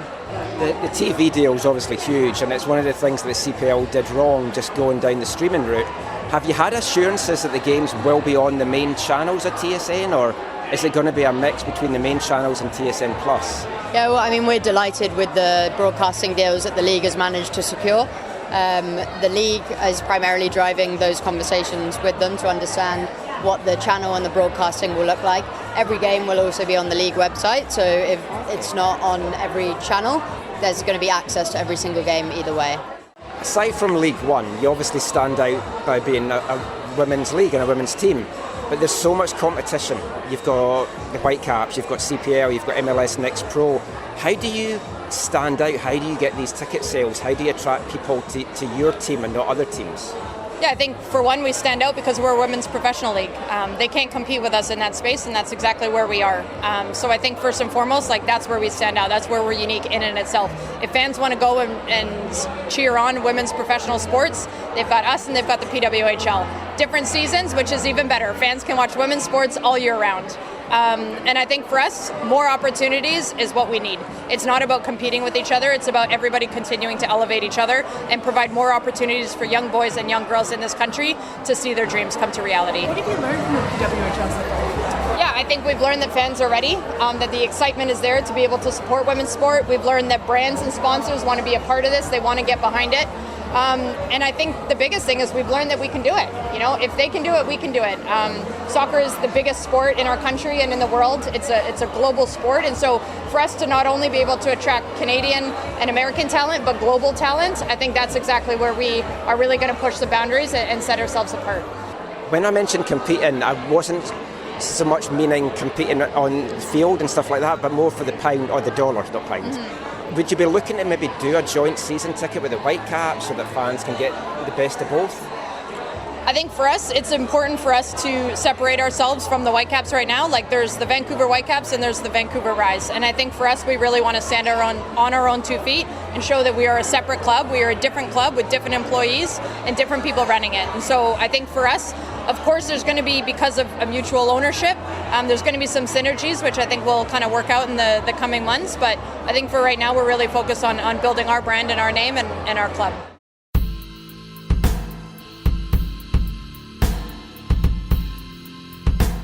Sinead King, Steph Labbe there, talking about the stadium, talking about potential crowd sizes as well. So they're thinking 5,000 would be probably a good size of crowd to attract for this. I just feel it's going to be tough to get that because we've seen in the CPL. Remember speaking to Rob Friend before Vancouver FC launched, and he was so confident they would get 6,500 easily to every game. More than that. And I said, well, that's their stadium capacity. I said, I think you'll struggle 2 to 3. And he's like, you're wrong. And I don't want to be one of those assholes that's like, well, I was right, but I was. And it was You obvious. were right. Yeah. If you know the market, the demand for that level of football is not at that level. No. And I do question what the demand here is going to be, not because folk don't want to support the team, but there's finding time. There's all the other attractions. You've got the Whitecaps, WFC2, Vancouver FC, League One. If they're playing at the same time Yeah. as the Whitecaps, good luck. And it's like everyone wants the media coverage as well. Vancouver FC struggle to get it. I've spoke before, I've been on calls where I've been the only person on a call, or there's been me and Zach, and sometimes there's me and Alex and stuff like that. The Whitecaps call before the Canadian Championship game, there was 3 of us on it, me, Alex and Felipe. So the media is not plentiful either. So they're going to have to really think about scheduling, not clashing with other stuff. I've been told, I kind of threw it out to folk that I know that's involved in the women's game here. And they spoke to their players, some in League One, some at the youth level. And they asked the girls, will you support this league? Will you go and watch the league? Do you watch football on TV? Do you watch women's football on TV? And the vast majority were like, we more prefer to play and we'll watch the international games. And a lot of that target will be playing over the season as well when Vancouver Rise might be playing. I hope it's a success. Everyone wants it to be a success. It needs to be a success. They do have the advantage of having the TV deal. So it'll be on mainstream TV. It'll have the eyeballs on it from TSN, from CBC. And that's where the CPL went wrong. Because you bury it on a pay thing, people don't see the product, as much as I hate using that word. They're not going to be inclined to go out on a random Sunday in June and go and take it in. So they've got that, but what kind of crowds do you realistically think this team will get? I think they'll get a good boon and a good start in the beginning, but it's sustaining that. It's getting fans to go out to see the players if it's raining or if it's a weekday or if it's what time slot works best, evening or afternoon. And then also you have to factor in TSN and CBC broadcast rights. They're going to want to be able to show those games in probably it's maybe Sunday afternoon in the summertime, or maybe, I don't know, Friday night. Actually, no Friday night, because Friday night's CFL night. So we'll see when they would want to show those games. Who's going to be broadcasting those games? Are they going to be on TSN Plus, CBC Gem? Are they going to be on that's the actual thing as well. television stations? We don't know. Yeah, and I know from speaking to Vancouver FC, they did not want Sunday games if they could help it because they know it's a killer. Folk don't turn out on Sunday afternoon for matches. Yeah. So there's a lot of work's going to need to get put in. And obviously the quality of the league and the players that they attract will help. The more professional, the more well-known names there are, the more fans they'll get. And we'll talk about that in a sec, but let's play another little bit of audio now. Just about the quality or the hopes for the quality of this league and where they see it fitting in to the grand women's soccer landscape across the world.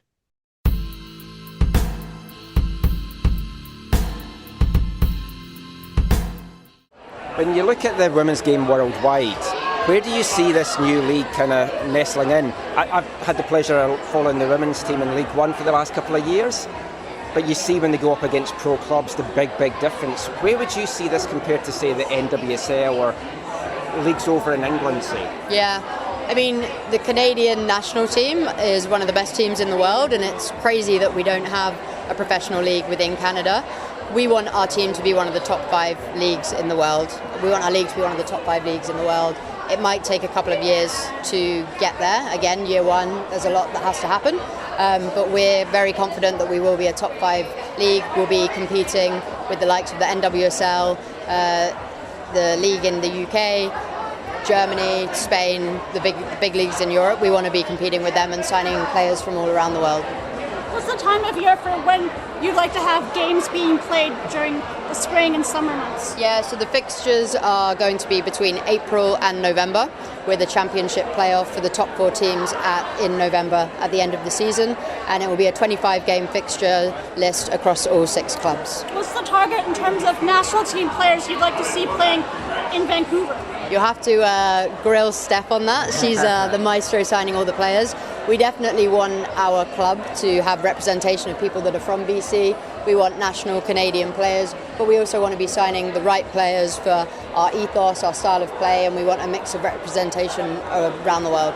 How do you attract those players when they can get college full ride scholarship or they can get paid more in other leagues?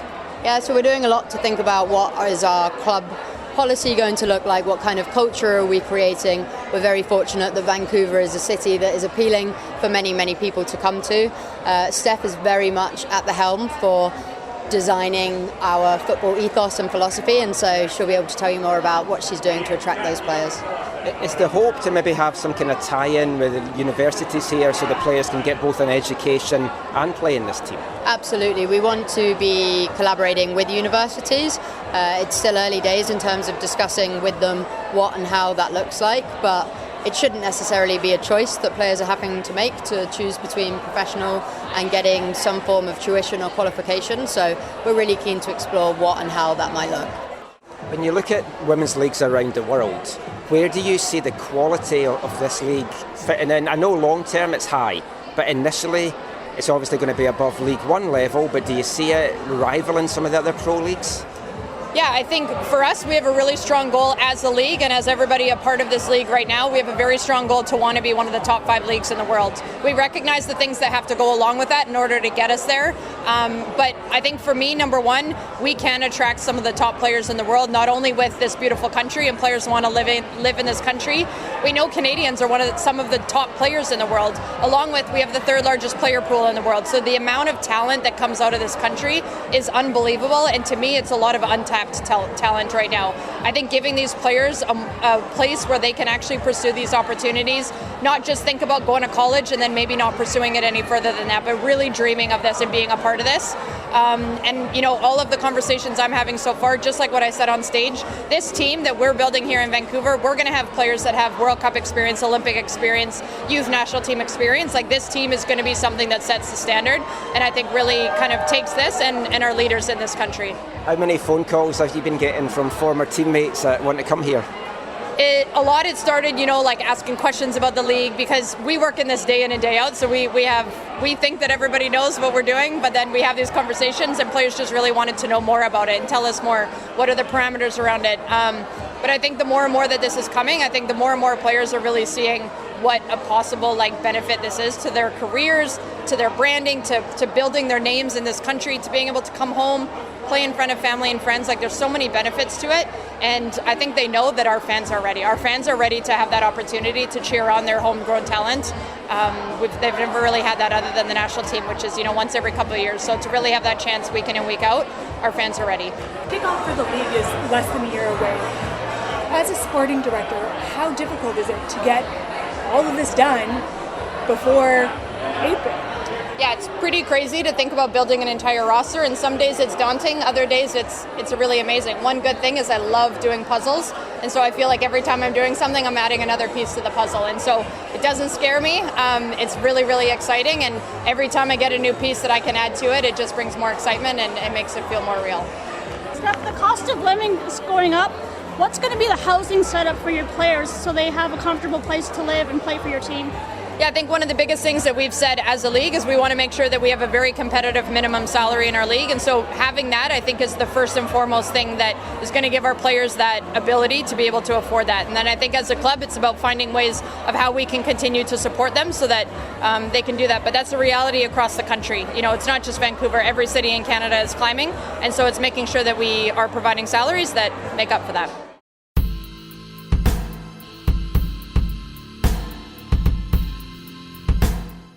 So interesting there, Har. Steph saying that they're targeting this league to be a top 5 league in the world.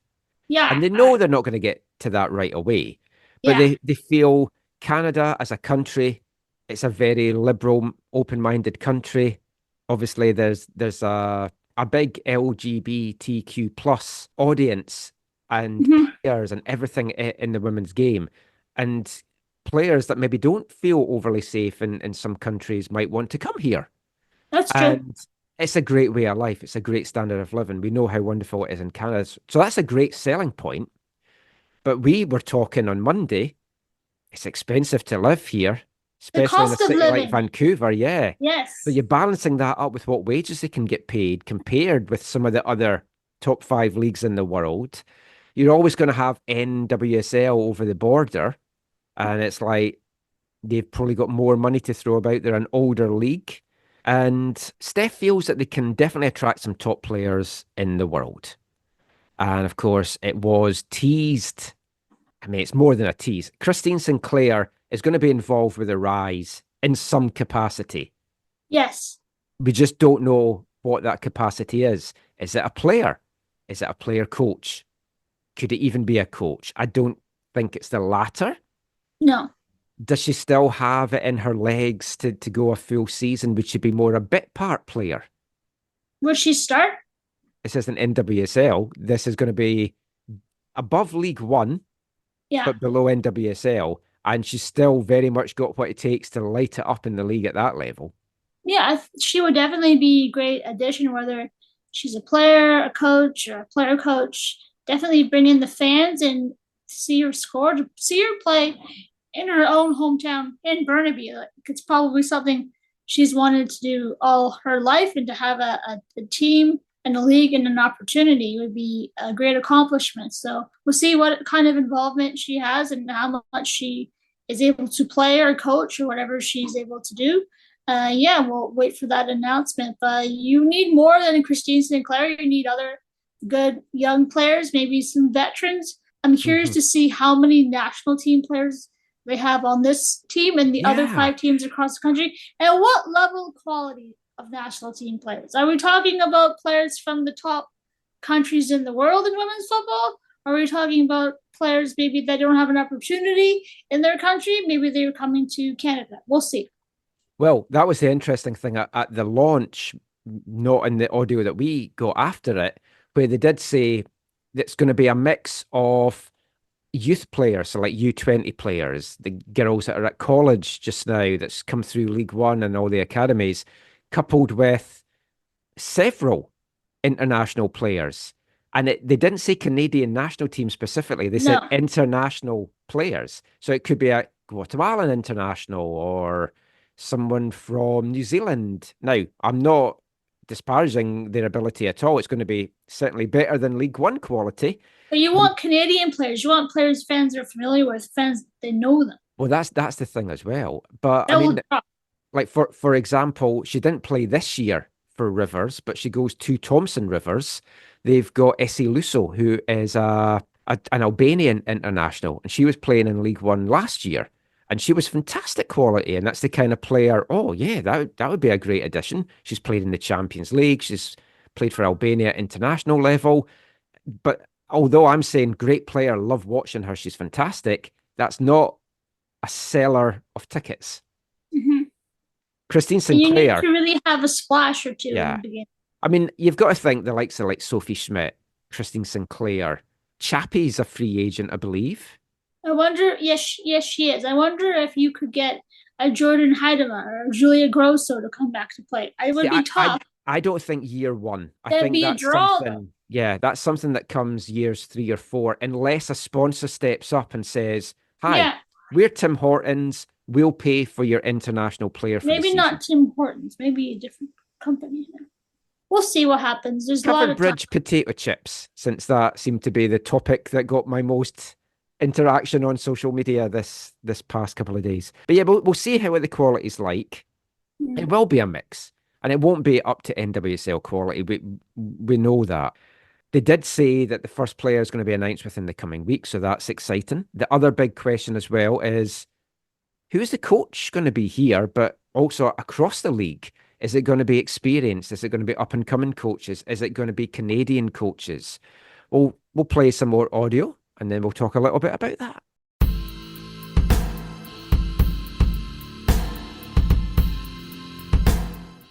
When do you expect to have a coach in place? We have posted the position for our head coach, so underway and soon to come, hopefully. Do you have a timeline for when? I would say soon. And in terms of the head coach, obviously you can't say too much, but if you're looking to attract senior players, do you feel it needs to be a more experienced coach? Or is this a league that's going to just give lots of opportunities for young coaches like Katie, for example? Yeah, I think it's a blend. I think for me it's important to get coaches in that have that professional experience, that have coached at that level or have experience in that level, maybe as a player. So, you know, I'm talking to all different types of individuals, but for sure if I want to attract, you know, the top players of the top level, I have to have leadership that's going to reflect that.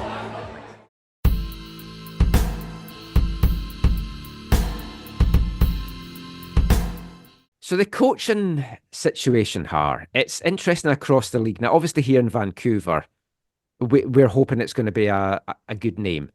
Although I'm kind of mixed. If you want to attract top players that are playing at the highest level or are current internationals, you need to have quality coaches. They're not going to come here and be coached by an inexperienced coach. Mm-hmm. If Vancouver is getting a Christine Sinclair, maybe some other big names, you have to think the Rise are going to go for more experienced name. But then you kind of think, well, who could that be? So Katie Collar, the League One BC coach, I'd love her to get a job here. I've said on the show she's from Calgary. Maybe even Calgary would be an option. I don't know that she would get the job here. From what was said there, that it looks like they want someone with experience. So then another name I thought of, Jessie Simons. Coached the Whitecaps in 2011. Been at UBC for years. Won national titles with UBC. Still has great connections with the Whitecaps. Yeah. Hasn't coached at that top club level, but would that be the level you're looking at, or do you feel it needs to be above that? That's a good question. We don't know what their thinking is or what they want in a coach, how much experience or what level they have previously coached at. Do they want somebody local that's familiar with Canada, that has coached in Canada. Another question we don't know. I don't know if this is possible or someone they're considering. Maybe Casey Stoney recently let go from San Diego. Mm. Landon Donovan there now. Yeah, that would be an interesting appointment. That'd be a great hire. I don't know if they're thinking that. Yeah, I mean that would be a good appointment, and it'll be People have interesting. asked about Carm or maybe Ryan Wilkinson, but they're currently employed and they have jobs. Ryan's not given up the Wales national team coach. I was going to ask you about Carm Moscato. Now, I have a lot of time for Carm. I really, really like her as a person, as a player, as a coach. Had some good chats with her over the years, and to me, she seems the ideal person for coming to Vancouver. I noticed she's following their social media and they're following her. Yeah, they know each other. Come on. Yeah. She managed Canada at U15 and U20 level. She's been head coach in Denmark and in Mexico. And you mentioned she's got a job just now. She does, but it's just an assistant coach. And I'm sure she wants to get back to being a head coach. She's currently at Racing Louisville. And I think she is the prime candidate for the Vancouver job. She would be great. I wonder, though, if she would want to move to Vancouver, because you mentioned she's in Kentucky and they just acquired Janine Becky and signed her to a 2-year contract extension. So I don't know. We really have no idea who they're thinking about. No, that is the thing. And it's like, will it be all women coaches? Will it be a mix of male and female? Do they want to make sure? And like, this is what they should do. It should be an experienced head coach with an up-and-coming coach underneath as the assistant, with a view that they then take over the head coaching job in a few years' time. Now, that's what they did at Pacific, and James Merriman took over there. It's what I hoped they were going to be doing at Vancouver FC when Afshin Gopi moved on, but they haven't really fully developed the kind of assistant coaches there. You've got the likes of Adam Day as well, who was an assistant coach with the Women's Olympic gold medal team and is highly thought of in coaching circles here in BC. So yeah, there's still so many questions around this team. One of them, like we spoke to Axel about this on the last show, which was, are they going to rebrand the Girls Elite? So Vancouver Rise Academy. We'll play a little bit of audio about that.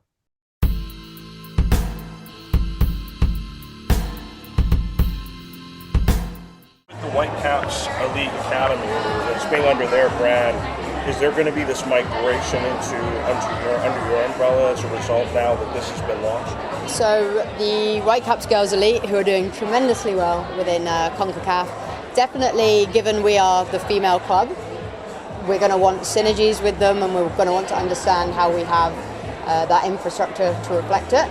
There's so much to be doing in terms of Rise. It isn't something that has been decided on the what, the how yet.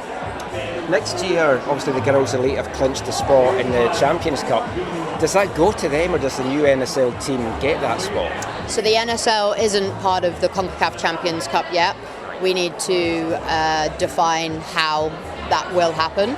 Obviously, all the teams in CONCACAF are represented by professional clubs in the other countries, so one day that's an aspiration for us, but it's not something that's tied up right now. So it would be the girls next year? Based on the current format, yeah. Yeah, I think it's very clear that obviously the Vancouver Whitecaps as a club have invested a lot in youth development, not just in Vancouver and in BC, but across the country, making sure that there's equal opportunities for young boys and girls in this country to develop and grow in this game and kind of take it to whatever place that they feel. So for me, as now the sporting director of Vancouver Rise, it's going to be important for me to obviously have eyes on those players in our Girls Elite Academy, see which ones are ready to take that step to the professional game. This CONCACAF tournament is a fantastic way for them to show me, I'm ready for that next step and show where their level is at.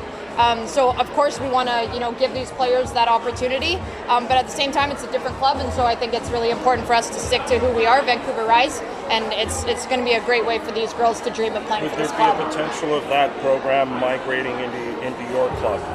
at some point? Yeah, it'll be something that we'll, I think, work on throughout time. We haven't made any decisions fully on that. There's obviously a mutual owner there, but I think it's also important to honor what the Vancouver Whitecaps have done for youth development, and they'll continue playing under that badge for the time being. Clarity of pathway is probably the biggest thing you've got to get at first. So even if it's under different names, is that probably the utmost concern that you would have in this particular case? Yeah, I think for us and across the country, having clear pathways for young kids in this country to be able to see, where I want to go, but also how to get there. And I think that's something that this league is going to continue to provide. I think right now we're really focused on building that professional league and making sure that we do that right, and then the pathways will eventually form.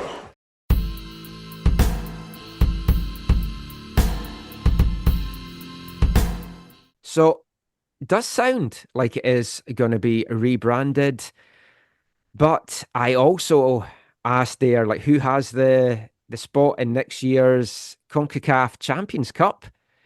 And right now, the NSL have no pathway into that. And it looks like it's going to be the Girls Elite or Vancouver Rise Academy that's going to be on the world stage or the international stage next year, which isn't great for Canadian soccer. And I hope they can get something sorted out. It needs to be rebranded. We talked about it when Axel mentioned it as well. And that is the way to go. So we'll see how this all plays out. There's so many unanswered questions that obviously they still can't answer just now. We'll be bringing you full coverage on the show in the coming weeks. Hope to have an actual sit-down interview with Sinead as well, just to get to know her a little bit more and just talk about her background and plans for the future. So that is it for the women's chat. It's not it for the football chat, though. We're going to be back talking WFC2 and the CPL after this. Hi, I'm Jay Herman, and you're listening to the AFTN Soccer Show.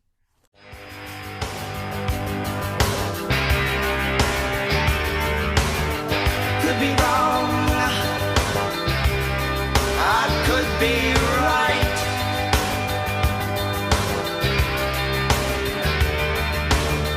Could be wrong,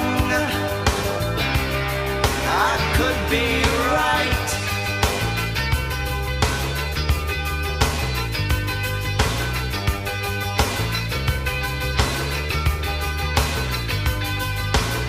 I could be wrong, I could be right. I could be black, I could be white. I could be right, I could be wrong. I could be black, I could be white. They put a hot wire to my head 'cause of the things I didn't said, and make these feelings go away. My old citizen in every way. May the road rise with you. May the road rise with you. May the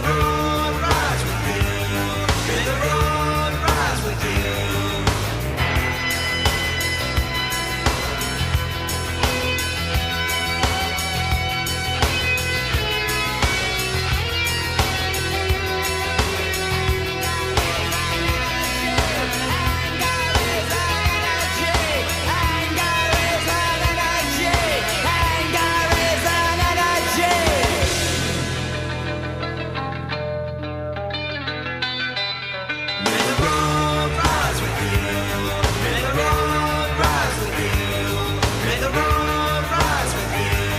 May the road rise with you.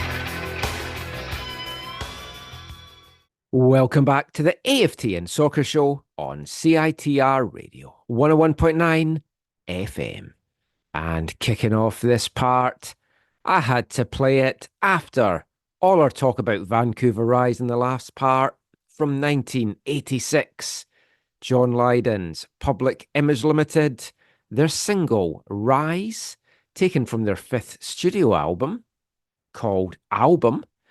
The song reached number 11 in the UK charts. It was their 3rd biggest hit over there, and it reached number 30 in the US dance charts, and has the lyrics, of course, may the road rise for you, and may the road rise for everyone involved with Vancouver Rise and the NSL, and everyone really connected with the Whitecaps. The teams are going through a lot of exciting times right now, and that includes WFC2 and MLS Next Pro, and their playoff push continued this past Sunday.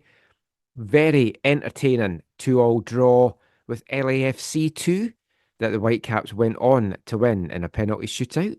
Now, it wasn't a great first half, it has to be said, but it was a very good second half at Swangard. Malik Merry with a banger 1 minute into the second half opened the lead for the Whitecaps. They bent a little bit. They were under a bit of pressure, but they were holding on well until LAFC tied it up in the 84th minute. But as the game ticked into stoppage time, Jay Herdman popped up to tuck away a Malik Merry cross, and it was good footwork by Herdman to blast that one home. You thought that was going to be the winner, but no. Literally, with the last kick of the game, Matthew Evans tied it up for LAFC 2, sending the game to penalties. Oh, what an exciting shootout it was. Eventually, the Whitecaps ran out 7-6 winners to get the crucial bonus point in MLS Next Pro. And it was a game that the Whitecaps really could have done with winning over the 90 minutes. Now, a win's a win. It's great. It helps them in their push right now. The problem was they are currently battling it out in the Pacific Division of the Western Conference, and LAFC 2 were leading in the conference, so a win for the Whitecaps would have moved them to within 1 point of LAFC 2. As things have since transpired, other results over the weekend have seen the Whitecaps still sitting in 4th, but Ventura County have now hit first place on 40 points. The Whitecaps, though, do have a game in hand on them. Then it's LAFC 2 in 2nd on 39, Tacoma in 3rd on 36, and then the Whitecaps in 4th, also on 36, with the Town FC, still hate that name, in 5th on 36 points. Now, 8 teams qualify from each conference. So the Whitecaps are in the Western Conference, obviously, and there's 2 divisions in the Western Conference, the Frontier Division and the Pacific Division. Now, the 2 division champions will advance. So right now, the Whitecaps would have a little bit of work to do to get that. And then the next 6 teams with the most points. So Whitecaps 2 are really looking to finish in the top 8 in the West, and they're looking good at the moment. They're sitting in 6th spot. They've got a cushion of 4 points over the 8th place team. So I fancy their chances pretty much of getting into the playoffs for the first time. Won't go too much into the playoff scenarios and how things work just now. It is an interesting pick your own opponent philosophy that they have, but we'll get into that more later in the season if and when we need to do that. But it was a good win for the Whitecaps, and I got a chance to catch up with Whitecaps 2 head coach Ricardo Clark after the game, just to chat about the victory and the path ahead for his team as they battle for that first MLS Next Pro playoff spot. Here's Rico. Hey, ay, rico, rico, rico, rico, rico, rico, ay, rico, rico, rico, rico, rico, rico, rico, rico, rico, rico, rico, ay, rico, rico, rico, rico. So Rico, a very important win. I know you'd have preferred to get the 3 over the 90 minutes, but you're really in the playoff hunt just now. You've got 4 games now coming up at home. You know that big stretch that you had in May, June, where you got the 5 straight wins. Your message to the team seemed to really be use this drive forward, get these wins now in the next few games. Yeah, for sure. We obviously today fell a little bit short not getting 3 points. I think from a development standpoint, it's about how do we manage games, right? And I think we talked about that earlier in the week because the trend as of late was us having slow starts and then giving up goals early on. San Jose, we gave a goal in the first minute of the game, right? So I think as young players, how are they obviously performing through 90 minutes, but managing moments, right? And I think that's a perfect example right there. We got the first part right in the first 15 minutes, which we talked about not getting scored on. Now it's about obviously that last minute, 2 minutes, 5 minutes, whatever it is, right? Hopefully the players grow through that, learn through that. That's what it's all about. And yeah, now it's about the performances, right? Individually, collectively, right? And hopefully that leads to results, right? And that's kind of the mindset as of now. You know, there's a lot of player movement. There's a lot of inconsistencies in the second team environment. So our mindset is, okay, how do we focus on the day-to-day, improving ourselves no matter what the scenario is, so that come game day, we're gathering information, we're coming together as quickly as we can, right, to basically perform well individually, collectively, and then hopefully that leads to the result. So that's kind of the mindset and approach we've taken. I mean, it was a great performance today, two very even teams. And I know it's more about development than getting the results, getting into the playoffs, but what would it mean to this team just for their mindset and their own development to get a chance in the playoffs? Yeah, well, that's part of it, right? Because obviously they're going to have to experience these sort of playoff scenarios, right, when they get to the next level, right? So, but all in all, I think if we're focused on us and performing well, right, then that takes care of itself, right? The day-to-day, the week-to-week, right? Yeah, we want to win games, but if we take care of what we need to do and perform well, then naturally, in theory, the win should come and the playoffs should come, right? So then, how can we be consistent, right, in everything we're doing, in the day-to-day, in the game performances, like we talked about, managing the game, different phases, different moments, and then again, everything hopefully takes care of itself after that. But I think in general, like, you know, if you're looking at football in general, especially with the player mindset approach I like to take, okay, yeah, don't focus too much on other teams, right? If you're getting the job done, right, naturally you'll make the playoffs, you'll win games, you'll perform well, right? And that's kind of, yeah, the approach we're taking, man. And hopefully this is, these playoff scenarios are good experiences for the guys, so hopefully experience it at a first team level one day, right? Yeah. So that's what it's all about. Very last thing, new goalkeeper Alex Milosevic making his debut today. I had the pleasure commentating on his debut in League One in July, so now getting to see him make this as well, and what a game he had. Few mistakes, but you expect that, but such a big last moment there for him. Yeah, absolutely. I mean, credit to him. He got thrown in the fire, right?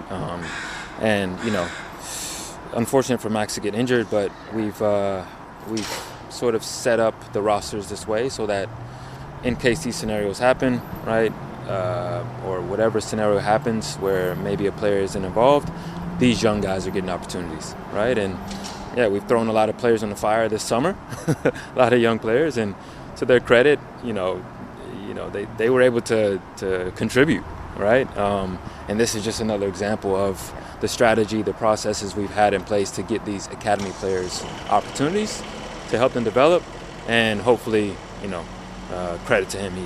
He played well, considered under the circumstances. Now it's about him building on it, learning through it, and yeah, all that stuff that hopefully helps him become a better player. Fantastic. Well, congratulations, and I'll see you next week. Good luck. See you, Mike. Thanks, Take Rico. care. Hey, ay, rico, rico, rico, rico, rico, rico, ay, rico, rico, rico, rico, rico, vámonos, rico, rico, rico, rico, rico, rico, ay, rico, rico, rico, rico, rico. Ricardo Clark there, WFC2 head coach, and it's looking good, as I mentioned, for the Whitecaps and the bid to try and get into the playoffs. They've got 6 games remaining. 4 of them are at home, and in fact, the next 4 of those are at home. Next up is SKC2, the return of Cam Habibullah to Swangard. Whitecaps 2 take them on at 4 o'clock on Saturday, August 31st. Yes, it will overlap with the Austin game, but my plan is to head along to Swangard, take the action in, and then just watch the Austin game on delay when I get home. Next up, they've got North Texas, followed by the Town, and then Tacoma. Those 2 games in particular are absolutely massive as they look for the playoffs, and then they round their season up with an away game against Austin, and then on October 6th, away to Houston before the playoffs start the week after. So good luck to Ricardo Clark and all of the WFC2 guys.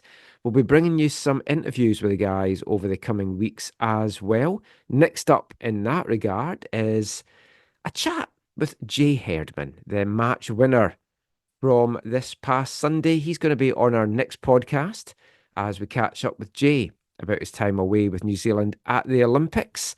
And it's going to be part of our international special in the next episode, where we're going to be focusing on players away on international duty or coming back from international duty. So watch for that to drop probably around Monday evening.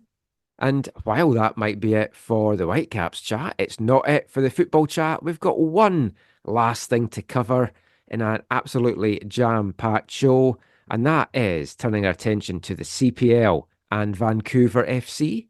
And things have been a little bit tough for the Eagles off late in a real battle to try and get that fifth and final playoff spot in the CPL. And there was a huge game this past Sunday in Winnipeg, Valor against VFC. And if Valor won, they went level in points with Vancouver, but with the tiebreaker would actually move into that fifth and final playoff spot. And it was looking good for Vancouver. 30 minutes in, Gabriel Bitar opened the scoring, and then it looked like they were going to hold on. In the 69th minute, James Cameron got sent off for a second yellow, a stupid little tug back that I'm sure he instantly regretted, and they were hanging on a bit after that, but did look like they had got the job done. But guess who came back to haunt them? The man that left them last year, the man that got them a lot of bad PR last year when he criticised the Whitecaps, Sean Hundle, tied things up for Valor in the 87th minute. And a draw wasn't ideal for either team, but Vancouver FC, you'd have thought would have just bitten your hand off at that point for it. But you did have to think Valor might just turn it up and try and get that late winner. But it was heartbreaking in the end for Phil DeSantis' side, because 7 minutes into stoppage time, new addition, Eamon Salouf, the Dutch master, pops up and grabbed a dramatic winner for the 10 men, sparking huge celebrations on the sideline. Afshin Goatby ran the full length of the pitch to go and celebrate with his team behind the goal, and it was an absolutely massive win for VFC. It kept him in fifth place in the standings, closed the gap to York above them to 6 points, but most importantly, it gave them a 6-point cushion over Valor and Pacific FC, who are both on 20 points. Then propping up the table is Halifax Wanderers on 17. Now, Pacific and Halifax have a game in hand against each other. So whoever wins that, it's either going to be 3 teams tied on 20, or Pacific will move into within 3 points of Vancouver with one game still to come between those two teams. So this was an absolutely massive one for Afshin Goatby and his side. And it was an absolutely massive birthday for Eamon Salouf, turning 23 on August 25th. And what a way to celebrate it than with a match-winning goal, your first one for your new team after the swap deal with Pacific FC. And I got a chance to catch up with Eamon after the game. Here's what he had to say.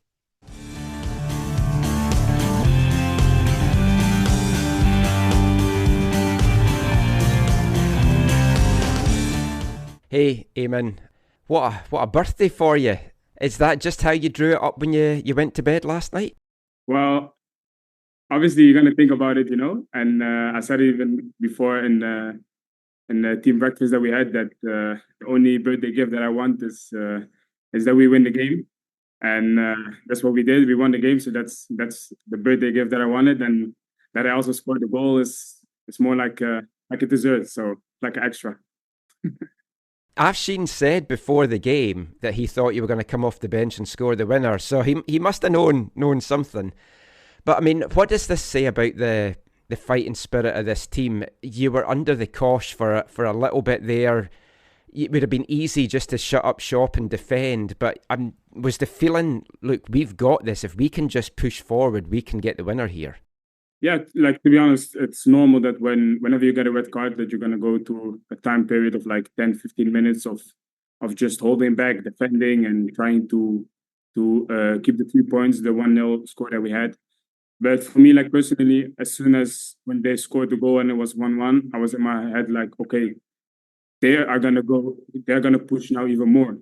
And for me, it's also like, yeah, you can either go for the 1-1 or you can go and try to surprise them and score the 1-2 and win the game with the last shot of the game. So I did think about it as soon as when they scored the goal. I was like, listen, guys, this first they shoot 6 minutes extra time. I was like, oh shit. But then when they scored a goal, I was like, okay, we still have 6 minutes left. So yeah, it was in the end, it's a good fight from the team. I think everyone put like 100% effort into this game, especially after the red card. Also the younger guys that came in, like we had 16, 17 years old on the pitch, and they gave everything that they had, and they also helped us to secure the 2 points.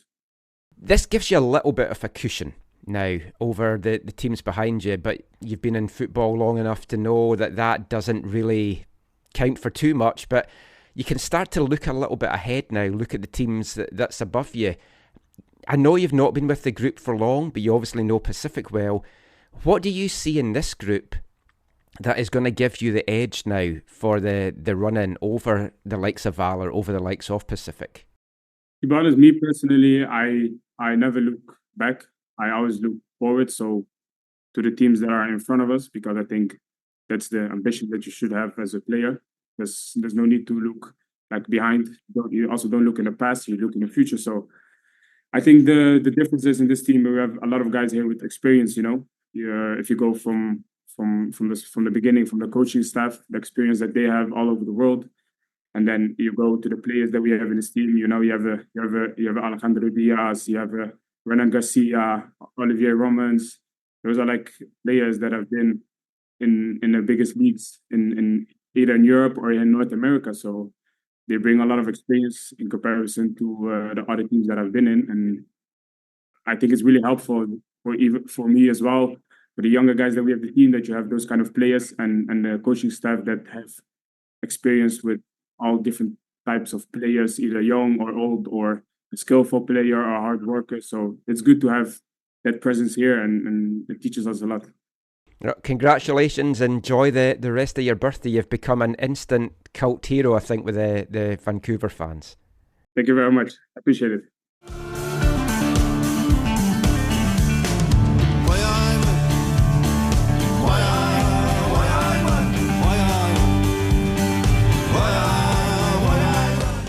Eamon Salouf, the instant hero for Vancouver FC, and I was delighted when he signed for VFC, partly because they got a good player, and partly because I got to play the song I've wanted to play whenever I spoke to Eamon Salouf, Mark Knopfler, the end theme song from the third series of Auf Wiedersehen Pet, Wyman.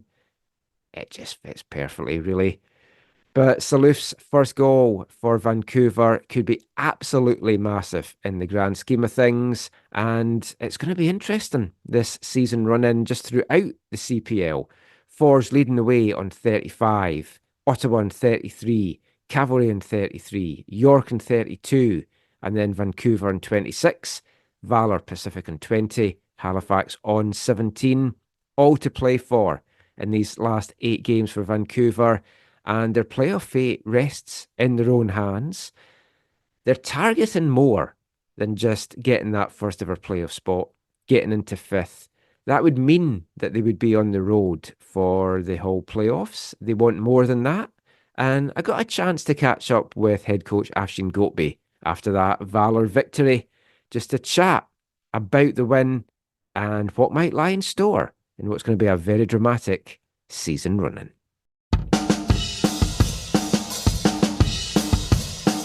Hey, Afshin, wow, what a finish to that one. You said before the game that you fancied Eamon to come off the bench and to get the winning goal. So I guess, do you also have the lottery numbers for this weekend? Because that would maybe come in very handy. Well, I wish I did. And I'll probably keep doing what I'm doing because I love my job and I love working in this profession. It's a feeling you develop as you are working in the sport, and obviously your feelings not always are accurate, but it's a feeling I had that he was going to make the difference and either win the game for us by his final passes and creativity, or score the goal. But because of his, I feel like I've known him for his entire life. My wife is Dutch. I spent a lot of time in Netherlands. I worked with Dutch coaches for many years, from Hiddink, Dick Advocate, Pim Verbeek, and Adriaan. So I know a lot about him as a person. I know his personality, and I feel that I can probably get the most out of him because I know his culture. I know where he comes from. And Moroccan Dutch players have a very special personality and quality. And if you really are able to nurture them and support them, they can be very special players. And he is a very special player. Yeah, I think we've seen that in the league so far. And you've touched on this already, but this now gives you a little bit of breathing space. A point wouldn't have been the worst result, but now you've got this 6-point cushion, so you don't have to look over your shoulder as much, and you've targeted now that you want to be high, you want to be top 3, top 4. What is it going to take from this group to get that consistency going again, to be able to challenge for these top spots now? Well, I want to be a little bit funny and have a sense of humor what you just said. I think in this league, there's never breathing room. You have to constantly be fighting because it's such a challenging and there's such a parity between all the teams, and every game, everything can happen and everything is possible. But I think already you saw how pragmatic we are now in our approach. This is a playoff run. These are very important moments. We're looking to play more direct out of the back. We're looking to play our football in the final half of the pitch. And we're hoping to keep it simple for our players so we can have a chance to be successful. Really, our approach is we have to continue working hard every day, and we have to continue speaking, showing, training, and repeating the principles in our defense, in our attack. And I mean, there's still so much work to do. There's so many things we can still do better as a team. You talked about the young players coming through, and I think we saw the maturity of like Grady and TJ coming on today. It would have been easy to keep your experienced guys on that pitch and not bring them on in that moment. What was behind bringing them on the bench ahead of maybe some of the more experienced guys? Was it just that you felt they were showing more, that they could do something, or has there been some knocks back home?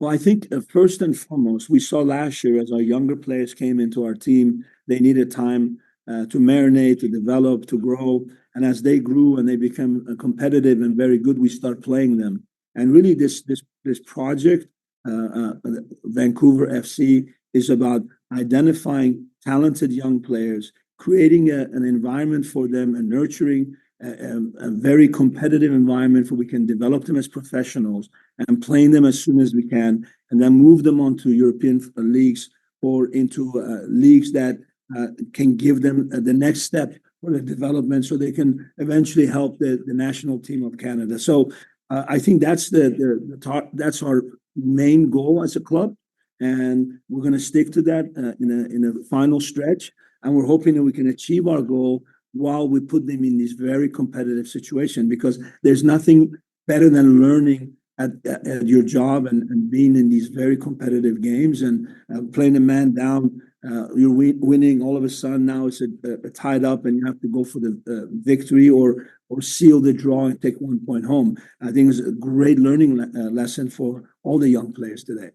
That's great. Thanks so much, Afshin, and safe travels. Thank you.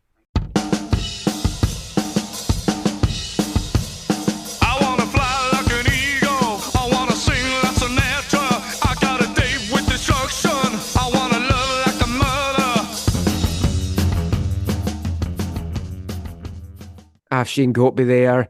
It's going to be exciting. You don't want to miss it. If you haven't had a chance to get out to a game out in Langley yet, go do it. If you're listening to this on the island as well, go and support Pacific. Their crowds have dipped this year. They are struggling for goals, but they need all the support, as do Vancouver FC. If you're in the area, if you're free, get along to the matches and support some local talent. But that is it pretty much now for the podcast. The football chat, at least. Of course, it's not it for the show, because we've still got to bring you this episode's wavelength. And we're returning to a common theme in Wavelength, especially this year. It's a song about the Scotland national team, playing it to honour Ryan Gauld's call-up, although I don't need any excuses, as regular listeners will know. And we're going back to 2021, and it's a song by Motherwell rock band, the La Fontaines. And this was a non-album single brought out to celebrate Scotland qualifying for Euro 2020, which was paid, of course, in 2021, the first time Scotland had been back at a major tournament in a very, very long time. This is for Ryan Gauld. This is the LaFontaines. Scotland. Bonnie Scotland. But can David Marshall keep him out? Alexander Mitrovic has to score for Serbia. And Marshall has saved! Yes! One big yes! It's a happy ending! The time has come!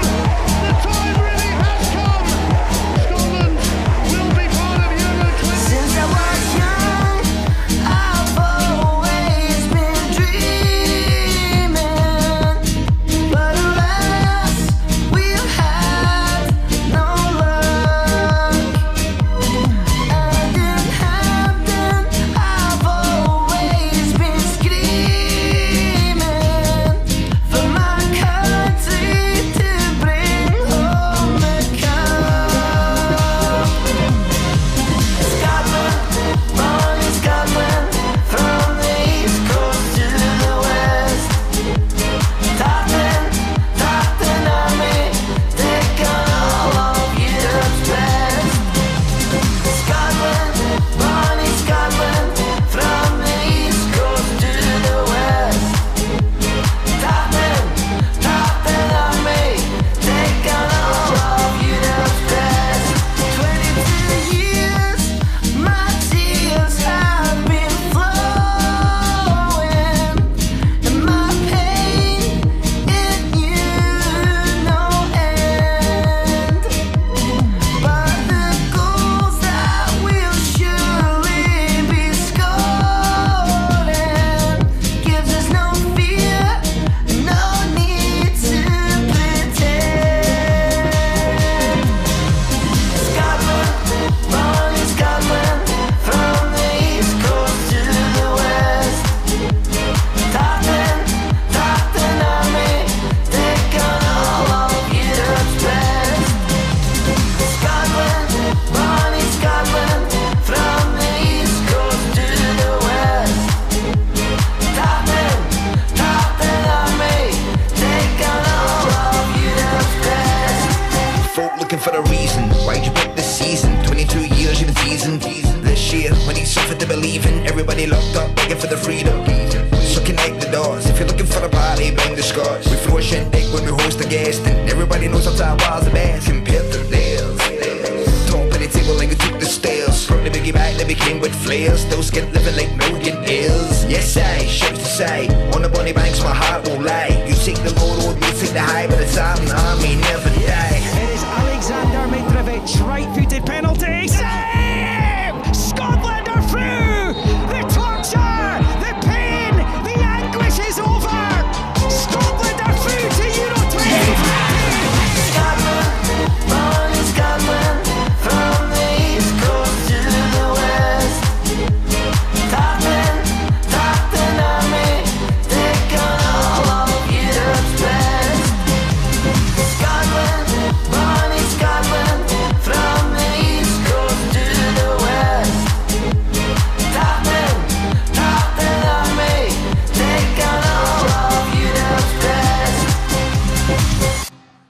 The LaFontaines, Scotland, Bonnie Scotland, using the tune, the famous tune from Baccarat's Yes Sir, I Can Boogie, the song adopted by the Tartan Army.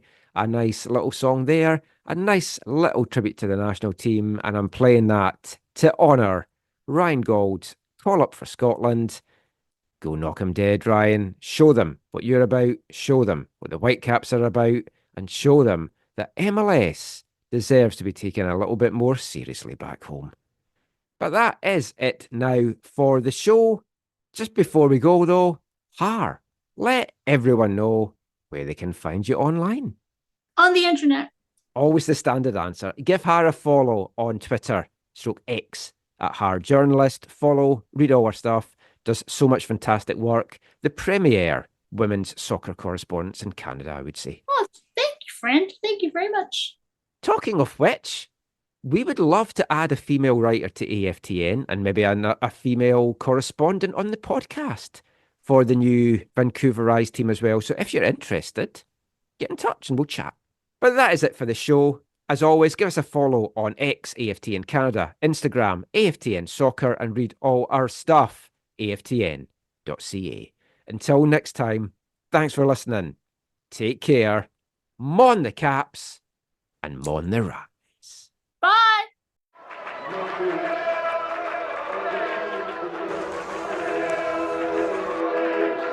Going to your first match is an experience you never forget. The atmosphere of what's going on around the pitch looks beautiful, and you always look and go, wow, I'd love to play here one day. If you get the bug, it's going to stay with you for life.